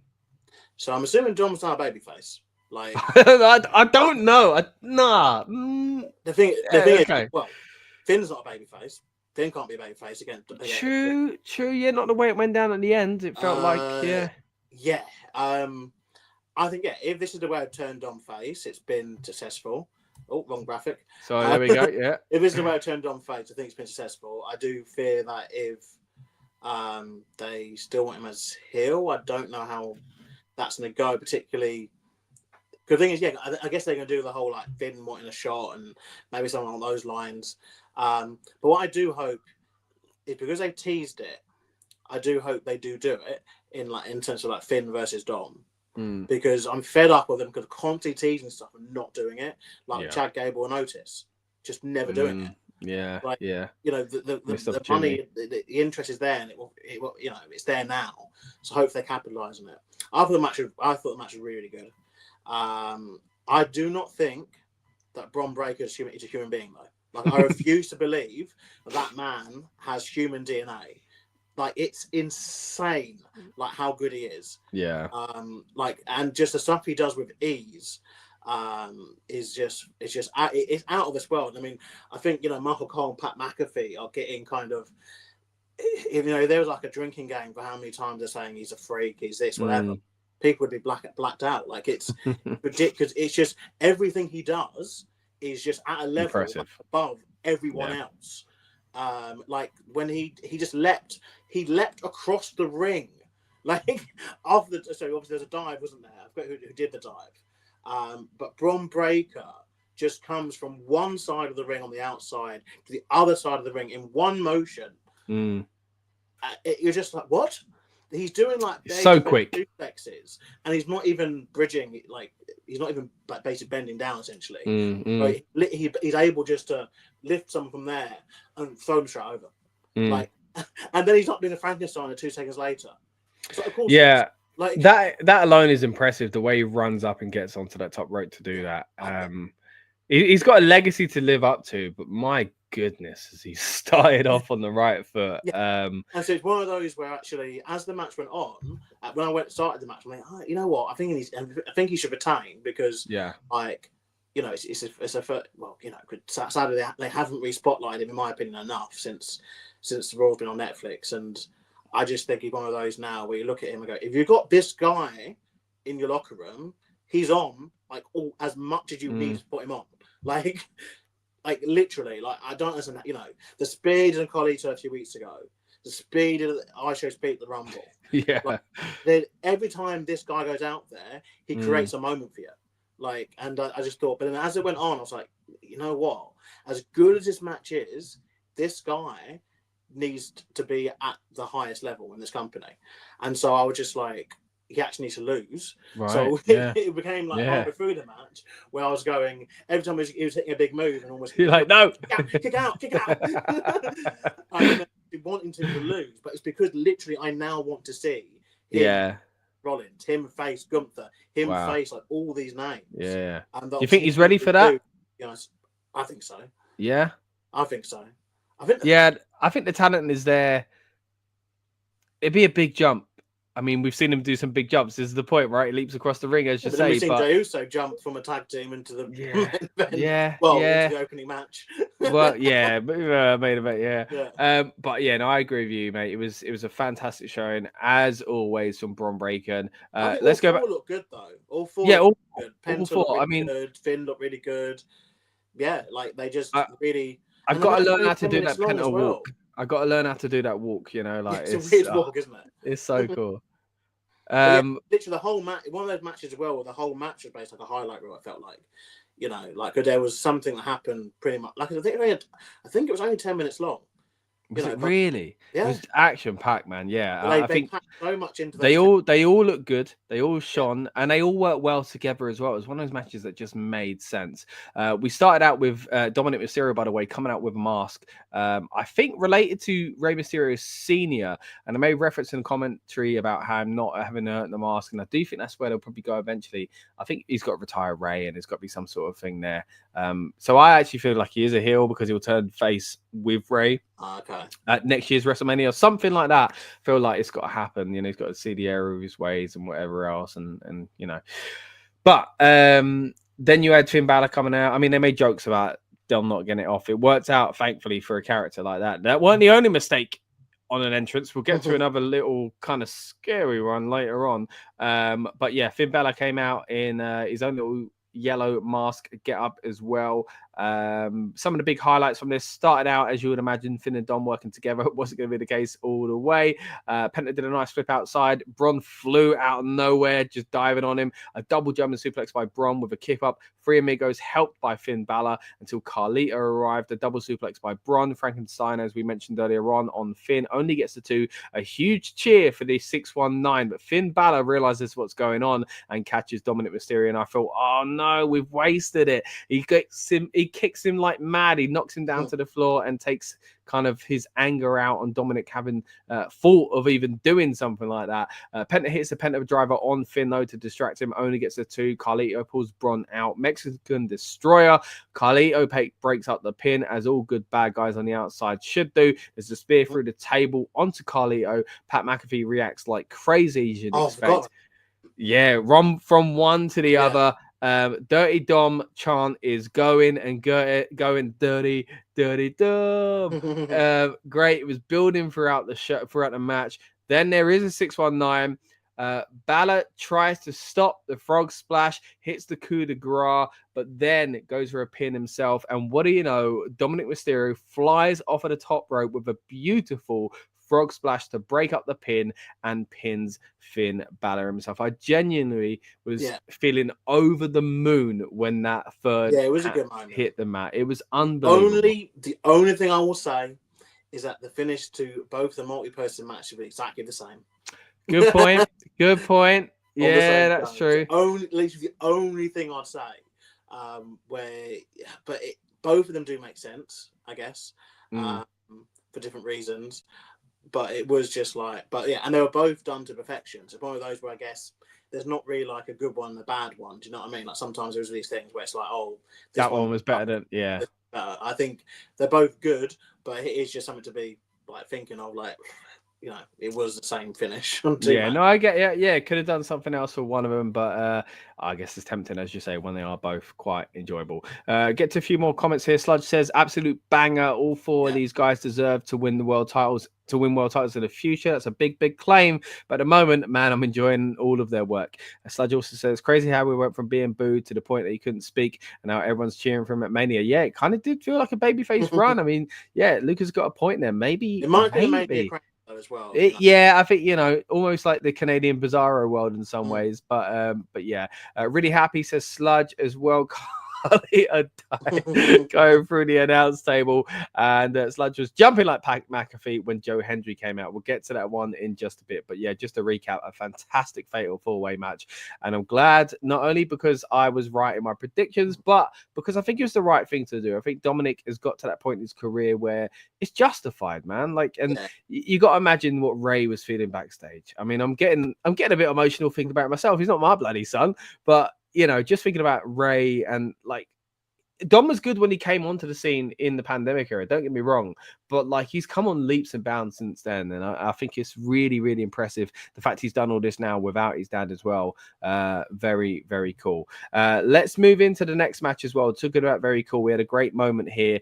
Randy Orton wanted his WrestleMania match. He said, look, I'm going to be there. The baby boy was going to be the right amount, and I'm going to wait for someone to take hold of this opportunity. And look, I don't think many people said his name, but he flipping well appeared. Joe Hendry arrived on the scene at WrestleMania, Lucas. Wow, what a amazing twist. I did not expect this. What are your thoughts on the Joe Hendry, TNA champion Joe Hendry, I might add, arriving on the scene at WrestleMania? Yes, he's worked with the WWE before, but this was a new step. Yeah, and obviously now he's been on the Rumble as well this year, been part of NXT. You know what? I just think this was a very well done thing all in. Look, it wasn't match of the year contender. It wasn't, you know, it wasn't like amazing by any means, but I think it done everything it needed to do. You know, for this segment. Obviously, the original segment that was booked would have been obviously some sort of blood fuse, unsung match, you know, crazy thing that Orton and Kevin Owens would have done. That would have been. I'm thinking we would probably have sat there after that, probably thinking, well, to be fair, I think if that match had gone on, the show would just be finishing now, I reckon. Yeah, it would have been a longer show. There would have been another 20, 30 minute kind of match, you know, on a show, which obviously we get to stuff later on, don't worry. But yeah, I think this job, like, I know there'll be some people who maybe think that Joe Hendry got done a bit dirty, but I don't think so. I don't. You know, I think in terms of realistically, it's one of those where I think they realised going into it that, look, we all know that Joe Hendry was never going to beat Randy Orton.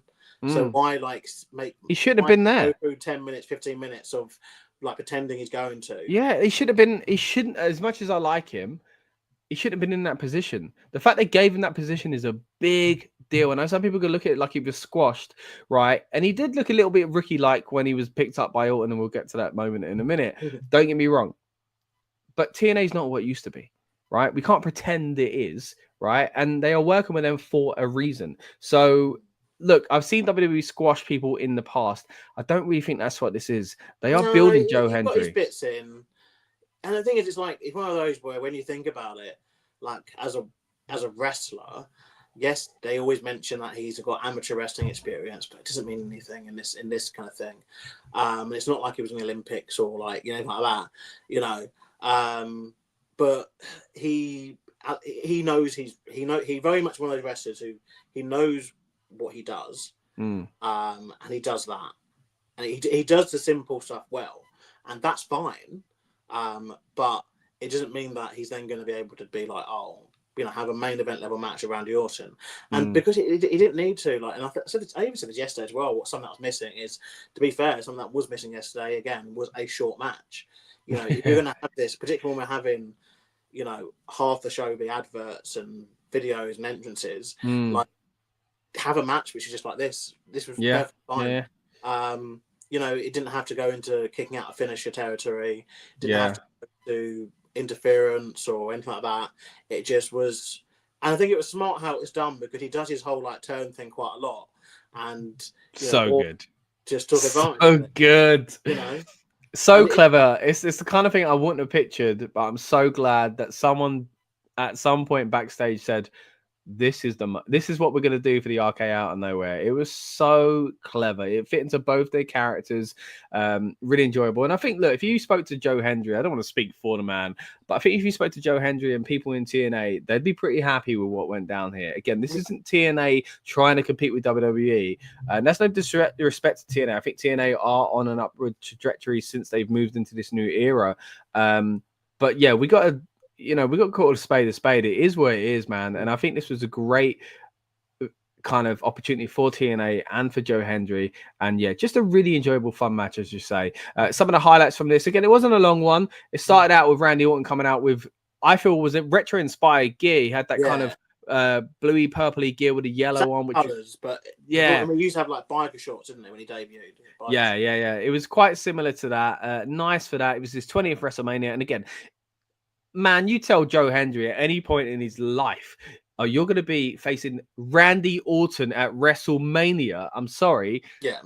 That's enough. And the way it's all came together out of a horrible tragedy involved with Kevin Owens, the fact that they've pulled something out of this, I got a feeling that Kevin Owens, again, don't want to speak for the guy, but just from seeing interviews and having kind of been around him before, I have a slight feeling that Kevin would have a big smile on his face. Yeah, he would have been disappointed he missed out here. But I think Kevin's one of those kind of students of the game and loves wrestling, that he would have enjoyed something like this, seeing someone else get an opportunity. Yes, maybe it is expensive in some ways. But yeah, generally speaking, I think they made chicken salad out of chicken, what is essentially, as far as the scenario goes. It wasn't long. Like I say, it made sense, but turning the taunt, if you didn't see it, Joe Hendry turns around.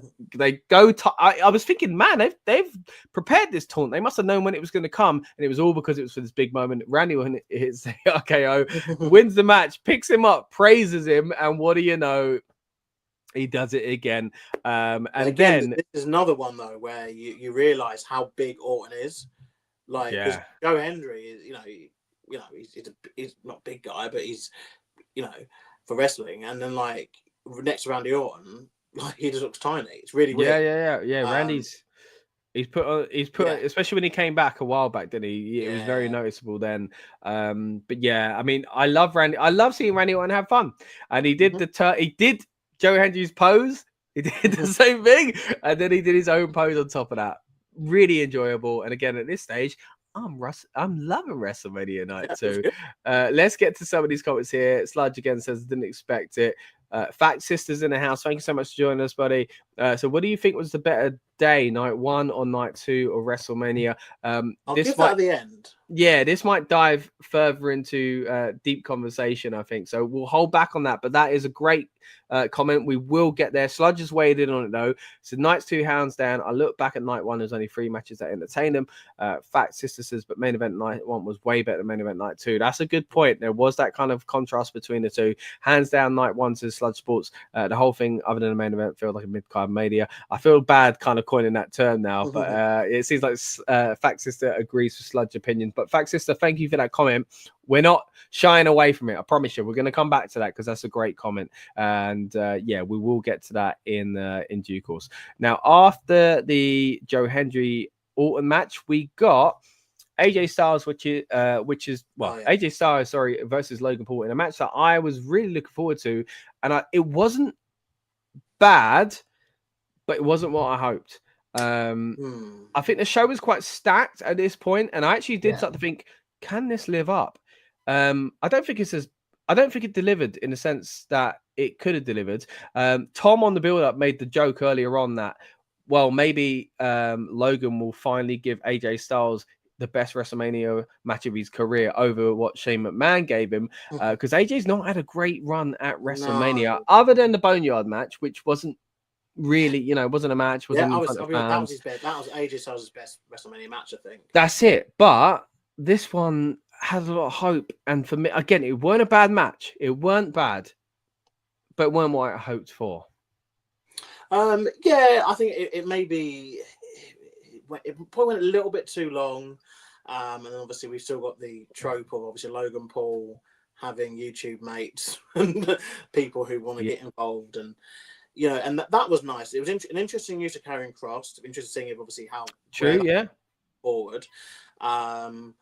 And there were some nice little bits and pieces in there. I still maintain that Logan Paul has probably the best finish in the business at the moment. I think that the pulverizer is really just a cool move. And it was nice. There were some nice kind of little bits. I liked especially when he did, and again his gimmick of how he does the other person's finisher.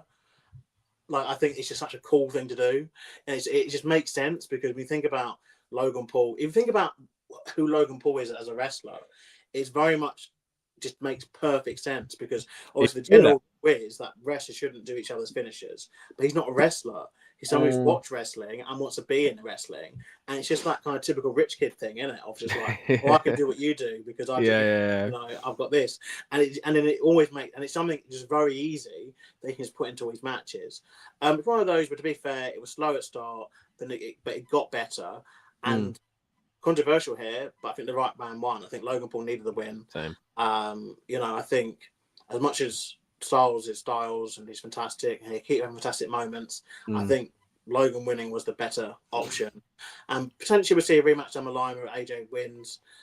That's also fine. Or if AJ goes it was to feud with Karrion Kross, that's also fine. But all this stuff is fine. But I'm with you in thinking that it just maybe slightly under-delivered, but it wasn't bad. Yeah. It wasn't into the bad territory where you're like, oh, I wish I didn't put it on. It's like, no, it's fine. Yeah. And maybe they are saving something for a rematch. Maybe next month, if they do it next month and they have a better, quote unquote, better match, you might be kind of going, oh, this is why we did that at Mania.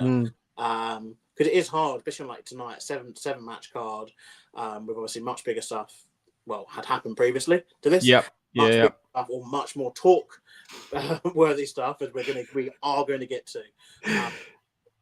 Every time I'm talking, I'm just thinking I'm going to hurry up just to get that last bit. I don't really have much to say. Like, or with respect, we're just saying we're saying it under-delivered, isn't it? We're not saying it's bad. Like, it's just where I thought this would be potentially a match of the night contender. It fell sadly into maybe the lower half of the show.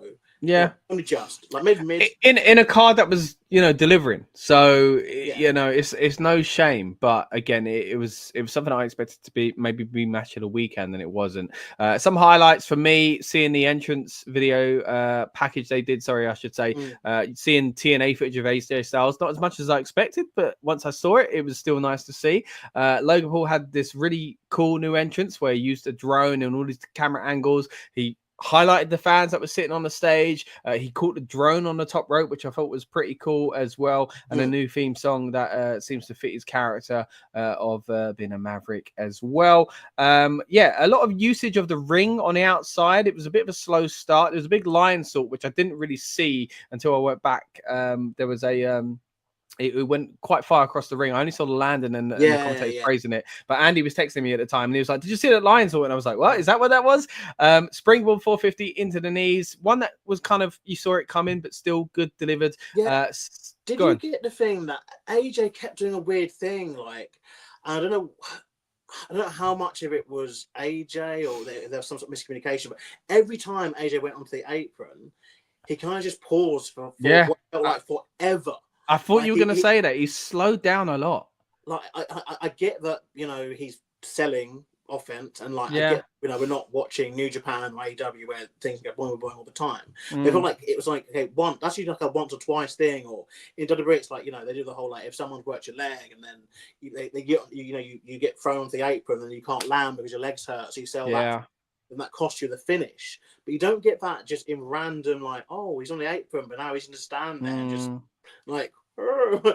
It's weird as well, because what I'm assuming it might be is I'm sure I saw an interview with AJ where he said that basically the older he gets, he's finding things harder, and like, which makes sense, right? And I remember watching that thinking, really, I don't see that.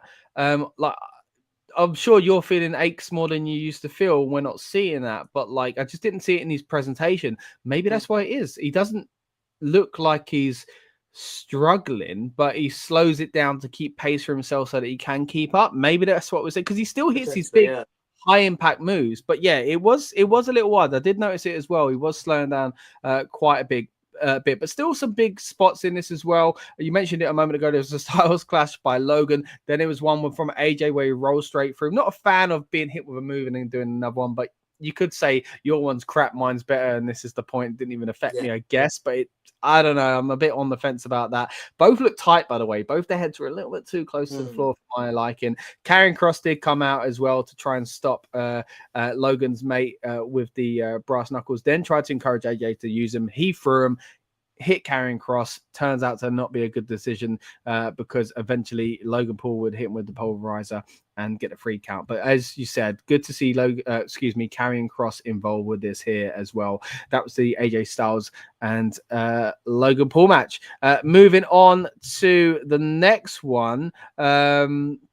We saw the women's tag team titles on the line. I'll use the old graphic here. Of course, many people know that Bayley was out in the match. It was Raquel and Liv versus Lyra, Valkyria, and a surprise partner who was, as expected, Becky Lynch. Now, don't get me wrong, big pop.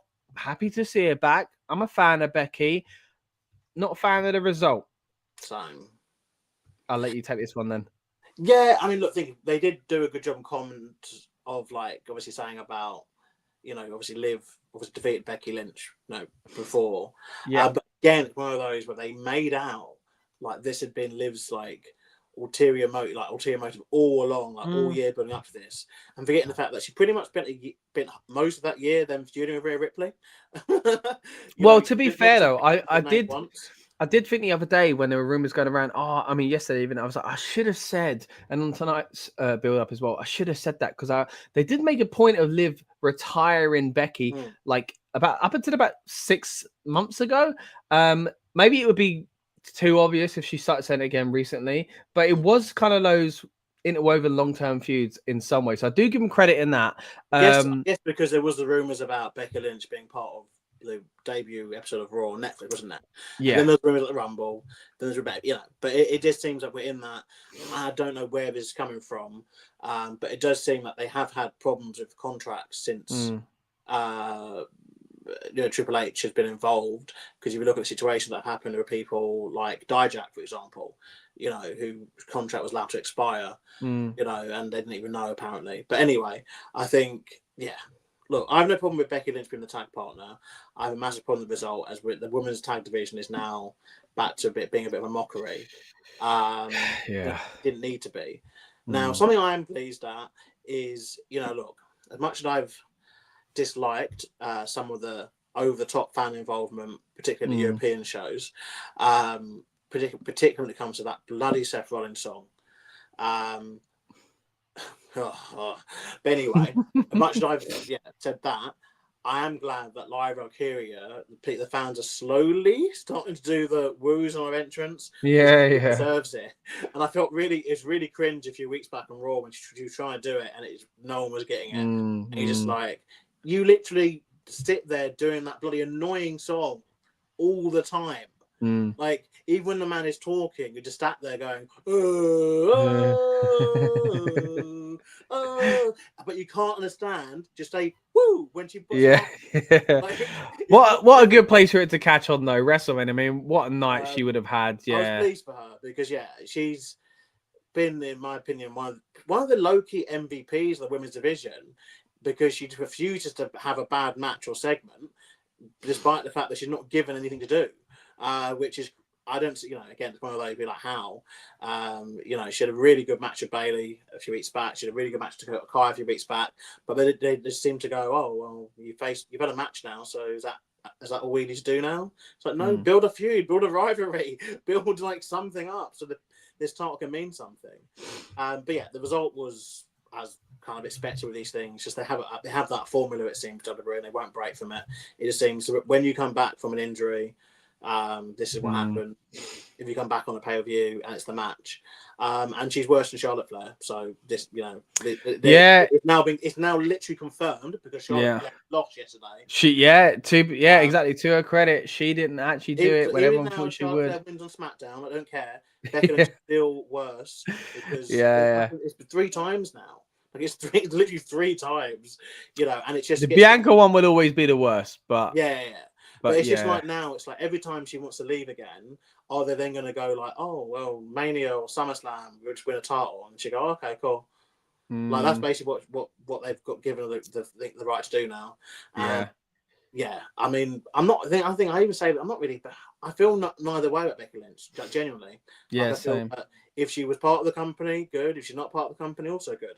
Because I feel there's so many other women there that are thing, but I now think, like, if she'd come, hopefully she's come back and she either wants to really, really commit to the women's tag division, because yes, I do agree she could be a face that could, if they want to do this properly, yes, they could get that women's tag division really kicking because she's a name. Yeah. But if it just feels like it's just a feather in her bow and it's just a case of like, this is just for now, and it's going to like disappear off like a month or 2. It's just But yeah, Lyra 2 belts also a good thing as well coming out of this. Match itself wasn't like, for me, there wasn't much in it. It did feel like it just went through the motions until the inevitable, which I guess isn't a bad thing. But I guess the Mania feel of this match was Becky Lynch being involved. But if you literally took Becky Lynch out of this match and put another random woman in, this match is a Monday Night Raw match. Like in terms of the actual the match itself. Yeah, like it was more about the moment, wasn't it, of the return? So the 2 moments of the pop up for the entrance, obviously, and then the pop when they did obviously win. And they won in the typical non-tag team finish that WWE do of just the singles wrestler does a singles finish, and that's it. Because I did like Lyra's diving. It's like a tornado DDT. I think she did it to Raquel to kind of set that up. So I did like that, but then straight away I was put off by the ref Matt hitting the ground for the 3rd time because I wasn't thrilled about Becky Lynch becoming a champion. I wasn't thrilled about 2 belts on one person because it now means that the IC title is probably going to be forgotten, or these titles are going to be forgotten, which is going to be really weird. There are many ways you can go in this storyline. I'm hoping, I don't think they really know. I think Lyra should just go shooting now. She's literally just be like, okay, I'm going to just, while you're doing or showing the entrances, showing people's arrivals and showing what happened on Netflix, showing Travis Scott, showing whatever, I'm just going to march the ring on Raw and say, who wants an IC title match? And just have a match. Literally, the cameras are filming it or they're not filming, I don't care. They go to NXT the next day, defend the tag belts against Gigi Doden and and then go to SmackDown and do the same thing. Literally, while they're doing the arrivals and doing all the skill for it would just have a match. Say, who wants an IC title match? I'm here because she's one of those wrestlers where you just need to have a wrestle. That's it. That's your job. Like, you don't have anything else to do with this lady apart from just keep putting people in front of her. She's shown you on NXT that she's she's up there with the best. Just keep giving her women to wrestle. That's all you have to do. She doesn't need storyline. Doesn't need like a long 20-minute promo segment, and she doesn't need like all this build and all that kind of stuff. Just let her do what she does best, and that's wrestle. And I think they need to actively find more time to get more of that onto the shows. Because is the difference between people coming out and people knowing who people are versus people coming out and people not knowing who they are. But yeah, look, in terms of it's just the default result I'm annoyed at. But again though, what I will say, we compare it to last night, it is still better because it was at least a moment that felt like it was WrestleMania worthy. Do you know what I mean? Like if it had to be any show of the year, it's a WrestleMania thing. Do you know what I mean? Yeah. I'm worried about the I could see future titles, but yeah, for what it was for Lyra, for Becky, for the fans in attendance, good. Not so great for the tag division, in my opinion. But I get where you're coming from. Some comments here as well. Sludge says this gave me AJ versus Edge vibes at WrestleMania 38. I'm sure referring to the AJ Logan Paul match. I see where you're coming from with that as well. Also said I didn't care about this match. Happy Becky return, but I'm not a fan of people holding the singles title and the tag title. It is what it is, but I'm really happy for Lyra. She looks so grateful. 100% agree with that comment. Couldn't say much more beyond that, to be honest. Hope Becky turns heel on Raw and relinquishes the title. Her and Lyra out of a pay-per-view or even a PLE. Yeah, I get what you mean. It'll be not great for the tag titles again, but maybe that's where they go because, well, again, we got this match on NXT as well, so we'll see where we go. JMTSDN, what a name, is in the house. Says, thank you, Mr. Token Khan, for saving professional wrestling. AEW. Nice to hear you're a fan of AEW, buddy. What did you think of WrestleMania? Let us know in the comments your thoughts on tonight's show. Let's move it on though. Let's head into next after this we got Stone Cold Steve Austin coming out in a very, very awkward moment. He comes out on his four-wheeler and he rams into the entry point, the barrier. Looks like he hurts a woman. I won't dive too far into this because we don't really know the ins and outs of it. It's just not a nice situation, and there's a lot going on. Nick Khan was around the ringside. Austin seemed to go apologize. I just feel bad to everyone involved for this. And as much as I liked hearing the glass shatter at WrestleMania, I was very disappointed. And I think this was the writing on the wall that the main event wasn't going to deliver, because I kept saying that Austin being there should have been helping Cody Rhodes. So I thought, he's not helping Cody, which means Cena's winning. And that means we're going to get this new stable with Seth Rollins. And we didn't get that either. Again, we're going to get to that. But yeah, any thoughts on Stone Cold Steve Austin's little accident at ringside? There's not much you can say, I think, until we kind of get confirmation of what, if there is any, one of those where if there is no injury to the fan, that's one of those where it's just one of those like, oh, okay, remember that time. But if it is, obviously there has been an injury here, it is also one of those where maybe it's like we've got to maybe think about how we talk about this. So I will ignore that for now. I think Austin did the right thing in terms of like he spoke to the fans straight after it happened. Yeah, he also spoke to the fan at the end of his promo, which it was funny because somebody in one of the group chats did say for the main attendance thing they should just count the fans individually, and we laughed it off. And then obviously Stone Cold did that as part of his promo. Yeah, it was funny actually, that bit there. But it did kind of, I think the accident sadly did kind of affect the promo announcement.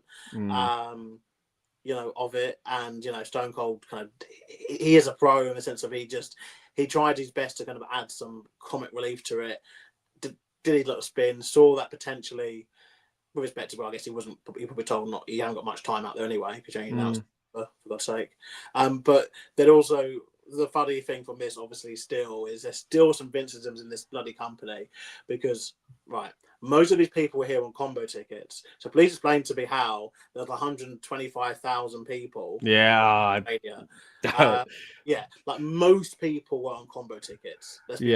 Or would have bought, most you were going to this event, you're watching both nights. And so but that aside, I don't really have much to say about it. It made sense in it being a smart way to get him on the show, to get the pop. I get that. And I guess we could see similar models follow. But also, again, like what I was concerned about if he was to be part of the main event is that where it would lead us going forward, like next year, the people want Undertaker, and do they moan because do they moan because doesn't come out to help? True. His bisexual relation, Damian Priest. Do you get angry? How long do you do this for as well? Like 5-10 years down the line, still people wanting because they make Rock, or because 10 years ago this happened, then the Rock's got to come out now and he's like fixed it. Yeah, that might be one good thing about the ending to WrestleMania. It dampens expectations for next year. Maybe that's the one positive we can take. But that's it's leading us into it nicely, mate. It's time to talk about the main event. Cody Rhodes defending the WWE Championship against John Cena. We've touched on this a little bit already at the start of the show. So I know Lucas's instant kind of thoughts on it there. We're going to break it down a little bit further now. But before we do, let me just get you kind of up to speed with some of the highlights from the match itself. It did start off with Cena, as we mentioned in the comments earlier on, coming out with plain entrance graphics, which I thought was quite good. There's a really weird bit with a runner being in the way of it. I thought that was very awkward after what we'd just seen as well. Then it was a motocross kind of entrance for Cody Rhodes. Pretty cool. His mask moved and stuff like that. But I did think that we really want to be using vehicles on the stage after what we just saw. Then Cena was brushing off the fans in his intro. I thought that was quite funny. Huge boost for Cody Rhodes, I got to say. And then the match started. It was quite slow. And I have to be honest, at this stage, I weren't paying attention. But I weren't fearful of that, Lucas. I was just thinking main event style. Sometimes they start slow. I was a bit kind of preoccupied by setting up the stream and stuff like that. The big tornado DDT from Cody Rhodes, though, which kind of piqued my interest. Slow in the shoulder tackles. It was a little bit different from John Cena. At this point, I was like, oh, yeah, we haven't seen him wrestle since he turned heel. 5-knuckle shuffle didn't work out. I thought he wasn't even going to go for it. I thought he was going to do that and go, I'm not going to do you can't see me. I'm just going to do the move. Didn't happen, though. He gets hit with an eye poke. Fans wanted the greatest hits from John Cena, says Michael Cole, which I did not see it that way. I just felt like they were booing Cody because there's something kind of wrong going on there anyway. There was an AA which got a 2. There were plenty of them, don't get me wrong. 5-knuckle shuffle where there was loads of reversing. A super AA got a kick out. There are more reversals. AA, then an STFU mentioned, which is still the STF, but for some reason Cole seemed to act like it was an old move being brought back, unless I am mistaken and there is a nuanced difference between the two. Suddenly we could be calling it the FU instead of the AA as well, but we didn't do that. The ref went down, which I thought, here we go, it's going to get exciting. No, there was a crossroads, didn't really go anywhere. Of course, there was about a million count, as always, didn't really get the win it deserved for the babyface. Cody went into the exposed turnbuckle, which say twice. There was an AA again, only hits 2, but this time it was very close. Travis Scott's music hits. Cena starts laughing. At this point, I thought, oh, he's coming out to be annoyed at Cena. Like, The Rock's coming next to say, Cena, what the heck are you doing? Because Andy had said to me a little while earlier in text, like, this could be a chance where Cody has to save Cena because, of a turn or anything like that on Cena. So I was thinking, oh, maybe we're getting that. It was a bit weird that there would have been a DQ for Travis Scott getting involved. The ref was just casually watching for this whole kind of hold him, go and slap him. That was really weird to me as well. Then we had the crossroads. The referee gets pulled. Another crossroads now, but this time on Travis Scott. Nice to see him get his comeuppance, I guess. Cody hit. There was some belt action and stuff like that. That was it. He had the belt. He was going to hit Cena. Cena started begging for it when it got taken off him. Instead, hits him with a low blow. Nice heel work there. Don't get me wrong. But then Cena hits him with the belt, and that was it. It got the victory for John Cena after all the incredible kickouts we'd seen. It ended on a title belt to the face. A very underwhelming end to the show, a very underwhelming match ending as well. Lucas, we've hit the highlights there. Thoughts? This was garbage. I'm sorry, it was garbage. And the problem is, like I said, it's not the result. It's not the result. It's the execution. Not the result. It's the execution. And the fact that I'm fearful for where we're going, because next year, like another celebrity come out and interfere. And the thing is, let's put it in terms that people understand, right? So Rock and Stone Cold, right? Mania 17, fantastic. right? Everyone agrees. Fantastic match, right? These two going at it, the end of the Attitude Era, big match, WWE title on the line, Yeah. Yada yada yada. Okay, we're gonna pretend the angle afterwards doesn't happen, but let's say we're deep into that match and we've got already they're kicked out of each other's finishes, and then the ref goes down, and then out of nowhere, bloody, we're gonna say did he, but maybe not. Fred Durst, maybe he was in and Fred around Durst, the WWF. Usher, like someone comes out, like Usher comes out, to his music, holding a belt from 20 years ago, holding from 20 years earlier, yeah. So like Hogan's first title wheel. And then he comes to the ring and then shakes hands with bloody Stone Cold, and then gets in the ring and eats a rock bottom. Like, do you know what I mean? This is where we're at. Like we compare it like for like it's bonkers. It's just, look, celebrities will always have a role in wrestling. Yeah. Okay? And I know there'll be a lot of people here that, well, not here, in general, wrestling fans will say, "Oh, they don't have any role," but they do. They do, because since WrestleMania's form, they've been a big part of it. But their roles should be limited to, guest commentators, announcers, things outside the ring, even if it's guest referee. If we're in the mid 2000s and you want to like a mid card kind of weird tag match and you have a celebrity partner, look, all for that. If there's no title on the line, there's just, babyface pride or whatever it is, and you have a random celebrity team, that's also good. Or singing a song, if they're a singer, they can sing a song. But they shouldn't be coming out in the WrestleMania main event, one of the biggest angles of all time as well, Elimination Chamber, like interfering with the WWE Championship match. Like they shouldn't be. And singers shouldn't need or want this help. And then it was just a weak finish because you had fair enough, you had a low blow and a belt shot, which, look, they are big things, but we're talking about a WrestleMania main event involving someone who just this time last year, beat like pretty much, because obviously Lesnar's had to go into hiatus. Roman Reigns at that point was like the big final boss kind of thing of WWE. And so now he's beaten by, interference for a rapper. And a low blow, a belt shot. And it was so bad that I generally was thinking Adam Pearson to come out and restart the match. Like, that's what I felt. I just felt like there's all this going on, and it was so really lacking. Off. It was so lacking, like really off. And I'm just like, Adam Pearson, you're gonna come out and just be like, we're not having this. Like, let's start the match, no DQ, and then like Cody does like 3 crossroads onto the belt or something. And it's like 1, 2, 3, and then. I mean, like, I get, to be fair, like, this is the thing. They're playing with fans' emotions, because you've got the fact that fans really want to see Cena's 17th title run. And we're all seeing it. But the execution was absolute garbage. And awful. The problem is, this is the full stop explanation point. And obviously, we talk about the controversies around the 2 nights thing, which one's, does the other one count as a main event? But in WWE's law, it does. But anyway, about the fact that the true final match of WrestleMania 41 is, again, I came straight to spring pretty much after it happened, but I'd already seen a few kind of things and bits and pieces. It's not even polarizing. It's like 99% of people hate this. Right. Like, and it's not in the because he's heel and like blah blah. It's like, no, like we genuinely, and I just hope it doesn't get chalked off as that as well. I really hope they don't go, you just don't get it. Nah, I don't think you get it if you're booking like this. Like, that was, I hate to say it, because look, because I love the products at the moment. We're here to have a good time and enjoy it, and we are giving praise where it is due. But this was awful, mate. Like, it really was bad. I was hesitant to complain about the Travis Scott stuff last month or Elimination Chamber, because I was like, like you say, celebs have their spot. But I felt like it was it was encroaching. It was in the way of the biggest moment, which I didn't like. It was the main event, and he hurt Cody.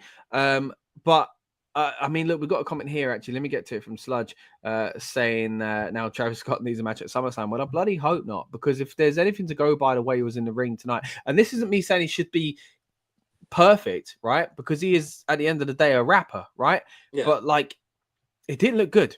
He was very sloppy, right? And he was very sloppy and uncomfortable at Elimination Chamber as well. And it's just really, really bizarre. Look, we talked about how, look, sing a song or do this or do that or be a manager or guest announcer or even a tag match in a comedic role. But at the same time, you've got Pat McAfee, amazing. Bad Bunny, amazing. Logan Paul, amazing. The way Triple H talked about it was like we were going to get one of them again. Judging by what we saw tonight, we are not getting one of them if he steps in the ring. So it's going to be more like he doesn't care. Like you can tell he doesn't care, and that's the worst part. Is the fact that, you know, end of the day, as divisive as John Cena has been for the past 20 years, we've always known that he cares. And Cody, he believes that he cares. Like, you know, we know he cares. It's in his blood. And even Michael Cole on commentary, he kind of got me a little bit when he did say, you know, he's been best friends with John Cena for like 20 years. He's going to call the match unbiased. And you do realise that, and sorry, actually, I'm actually going to say this, actually, because I think it needs to be said. Michael Cole for the Hall of Fame in 2 years' time. It'll be his 30th year calling WrestleMania in 2 years. Wow. Yeah, he announced it at the start of this one. It was his 28th year. You know, announcing, you know, commentating on WrestleMania, which is it's the most ever already. But 2 years, and you know, and the fact that obviously he's been the voice and the face of this company for so long. But yeah, like Michael Cole, obviously, bless him, doing his best job to kind of. You say he's going to call this unbiased. He's been friends again. He's been friends with the Rose family.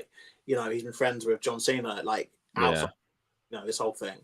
And it's just, you can tell, like, all these people, even people like, even like Pat McAfee annoys the hell out of me, but I can tell that he's passionate, somewhat at least. He just seems sometimes a bit more interested in the celebrity element, but I get that. I think I think he sometimes feels it's his duty to get that over, I think, is why he does that. You know, I think he sometimes. It seems like it feels like it's his duty to get the celeb aspect over because he's that kind of conduit between the two. Yeah. But yeah, I get what you mean. He's a guest though for his own show. Let's be deadly honest. When we see Travis Scott as a guest on the Pat McAfee show in a couple of weeks, we'll understand, you know. But yeah, I think, you know, they're all trying to get behind it, and Wade's obviously very good at what he does. But then you got a guy coming out who just doesn't care.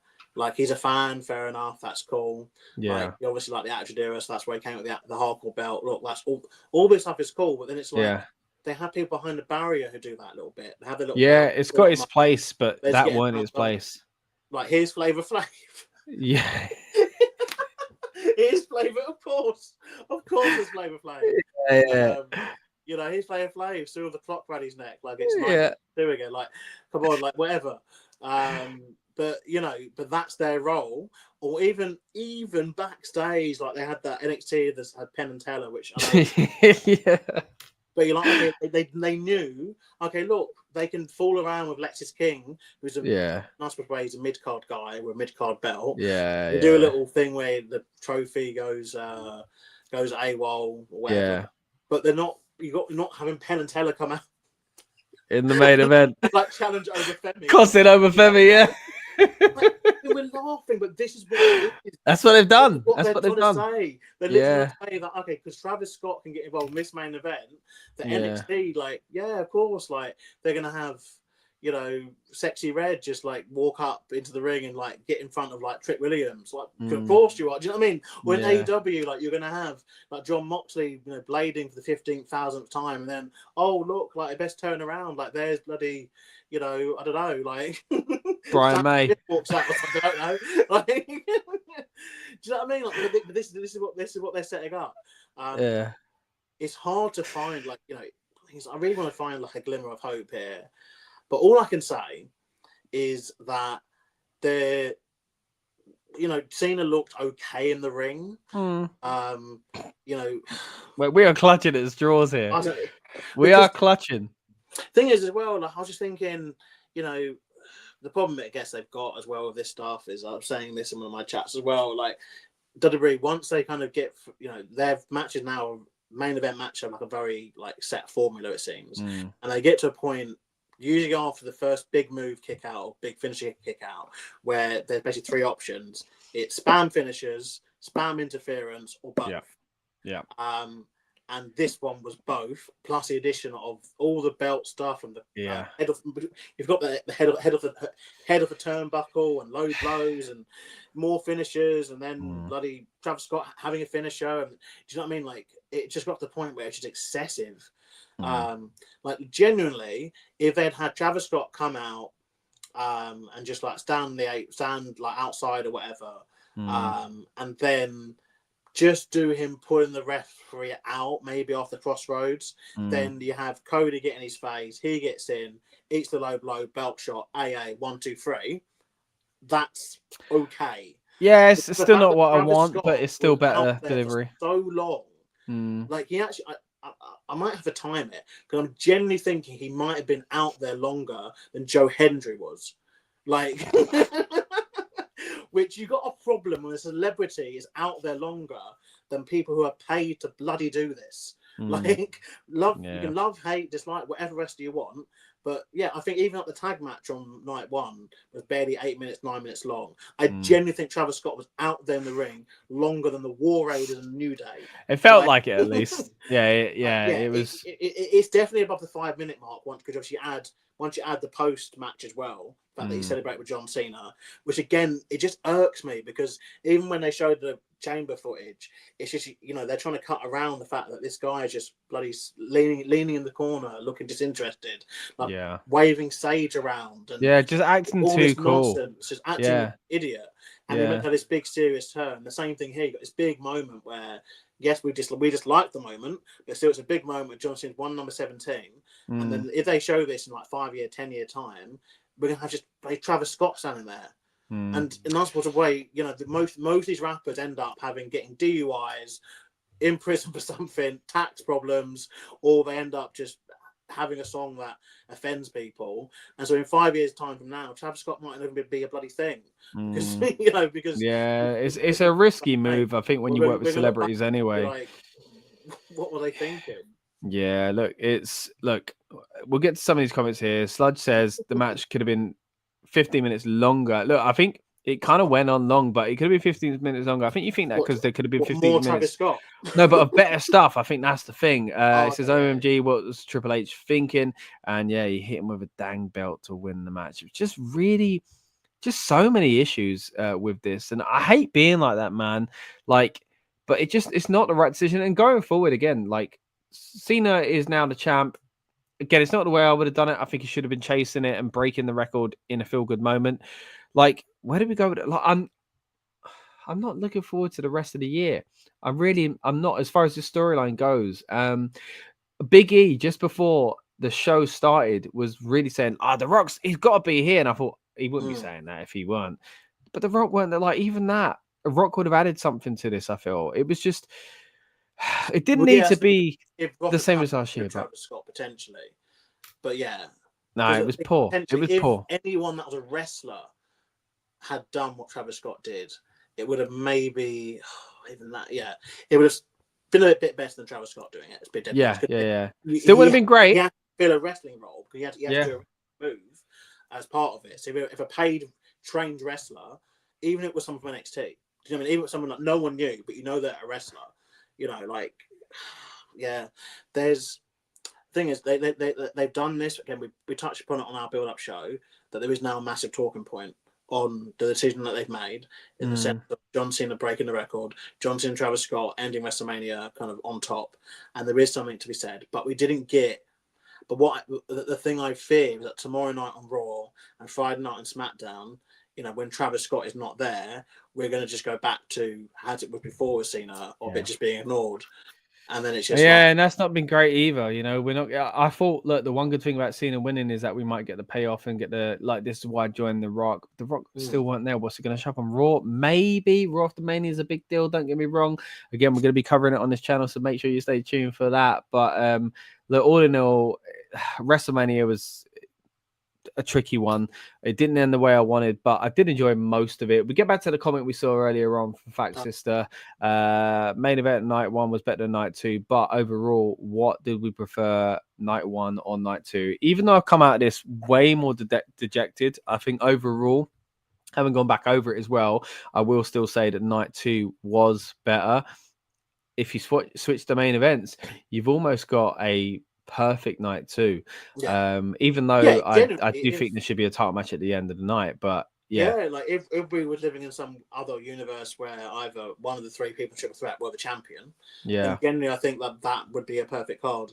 you know, we would have bookended the show with triple threat matches that were both well received. You know, you had still the actual title on the line. You still had a women's tag match. So there was a lot. But yeah, night 2 is a better show than night 1. But night 2 has possibly the worst moment of the. I might even go out on the limb and say of the year so far. Yeah, it was bad on it because of the scale of how we're talking. We're not talking. Look, I'm sure there was a bad spot in the Rumble, or there was, you know, I think it could be fair though. Actually, we haven't actually had that many matches this year on pay-per-view. Yeah. Oh, mate, we'll get to the end of it. It'll still be one of the worst things we've seen. I can guarantee you that. Yeah. This will go down as a very disappointing moment for years to come. We'll wrap up here in just a moment. We'll get to some of these comments before we do. Sludge says, if you could rank the last 3 WrestleManias 1 to 3, how would you do it? This is bottom number 1. I'll just go with that straight away. There were things about the last 2 I really enjoyed. Things I 40's definitely didn't. I think. I can't remember. I loved a lot about 39. I really liked the triple threat. It was the ending again of 39. It was troublesome for me. Not as bad as this though. But last year it ended so well. So maybe I can't differentiate between 39 and 40 as far as where I'd rank them if I'm honest. But this is the third out of the 3 of them. Lucas, what would you say? 40 at the top? Yeah, 40 at the top, definitely. I mean, I'd have to, just because I think finishing the story was very key to that. Yeah. I think there was some other good bits and pieces. 39 had the tag match, didn't it? With the Usos and Sammy and Kevin. That was good. Yeah. Both show. I mean, even this one had some good stuff on it. And again, I do want to be take a few steps away and talk about this. But yeah, it was good. We've had some good manias, man. Like in recent years, like the 2-night things worked out quite well. I think there were some things that missed on this time round, but look, again, hopefully when we have a bit of breathing space away from this show, we can enjoy it even more. Tomorrow, I guess, isn't it? But we can talk that's tomorrow. All right, Derek says, before we get out of here, all jokes aside, let's appreciate Cody's title reign for being the most awful, most boring, most repetitive, most pathetic title reign in WWE. Stars don't come back. Oh, Derek, I thought you were going to say something nice there. No, it wasn't something nice to end the show. I thought it was a good title reign. It got tedious at times. Was bad. Yeah, but I think he's been a good champion. And I think maybe what we might do is we might dissect that a bit more tomorrow. Yeah, Cody's run. Yeah. Stuff, because I think there's more stuff to say, but with respect, guys, it is 5 a.m. here in the UK. Jay versus Gunther's better than Cody versus Cena. Yes. Just straight. Yeah, don't need to say much more. Sludge is appreciative of the stream. We are appreciative of all of you guys that have joined us, whether it's live or on demand. Thank you so much. If you are watching on demand, drop your comments as well. We'll be reading back on them, and as Lucas said, we'll be touching on some more of this, I'm sure, on the Monday Night Raw show as well. We're going to have a watch-along experience, and we're going to be breaking down everything at Raw after Mania because it's one of the most exciting shows of the year. Look. Really, really fun Mania overall, even if it ended in a bit of disappointment. Lucas, any final thoughts before we get out of here, mate? Bedtime. I think there's a lot more to be said, but let's sleep on it. Let's see what the Raw preview says tomorrow, and let's see what we're in store for tomorrow night. Raw, and see where things go and get ready for Yeet o'clock. If there's one thing to look forward to, it's a happy Jey Uso. And with that in mind, we'll say goodbye, guys. Thank you so much. And we'll see you on the next one, which will be Monday Night Raw coverage. Thanks very much. Cool.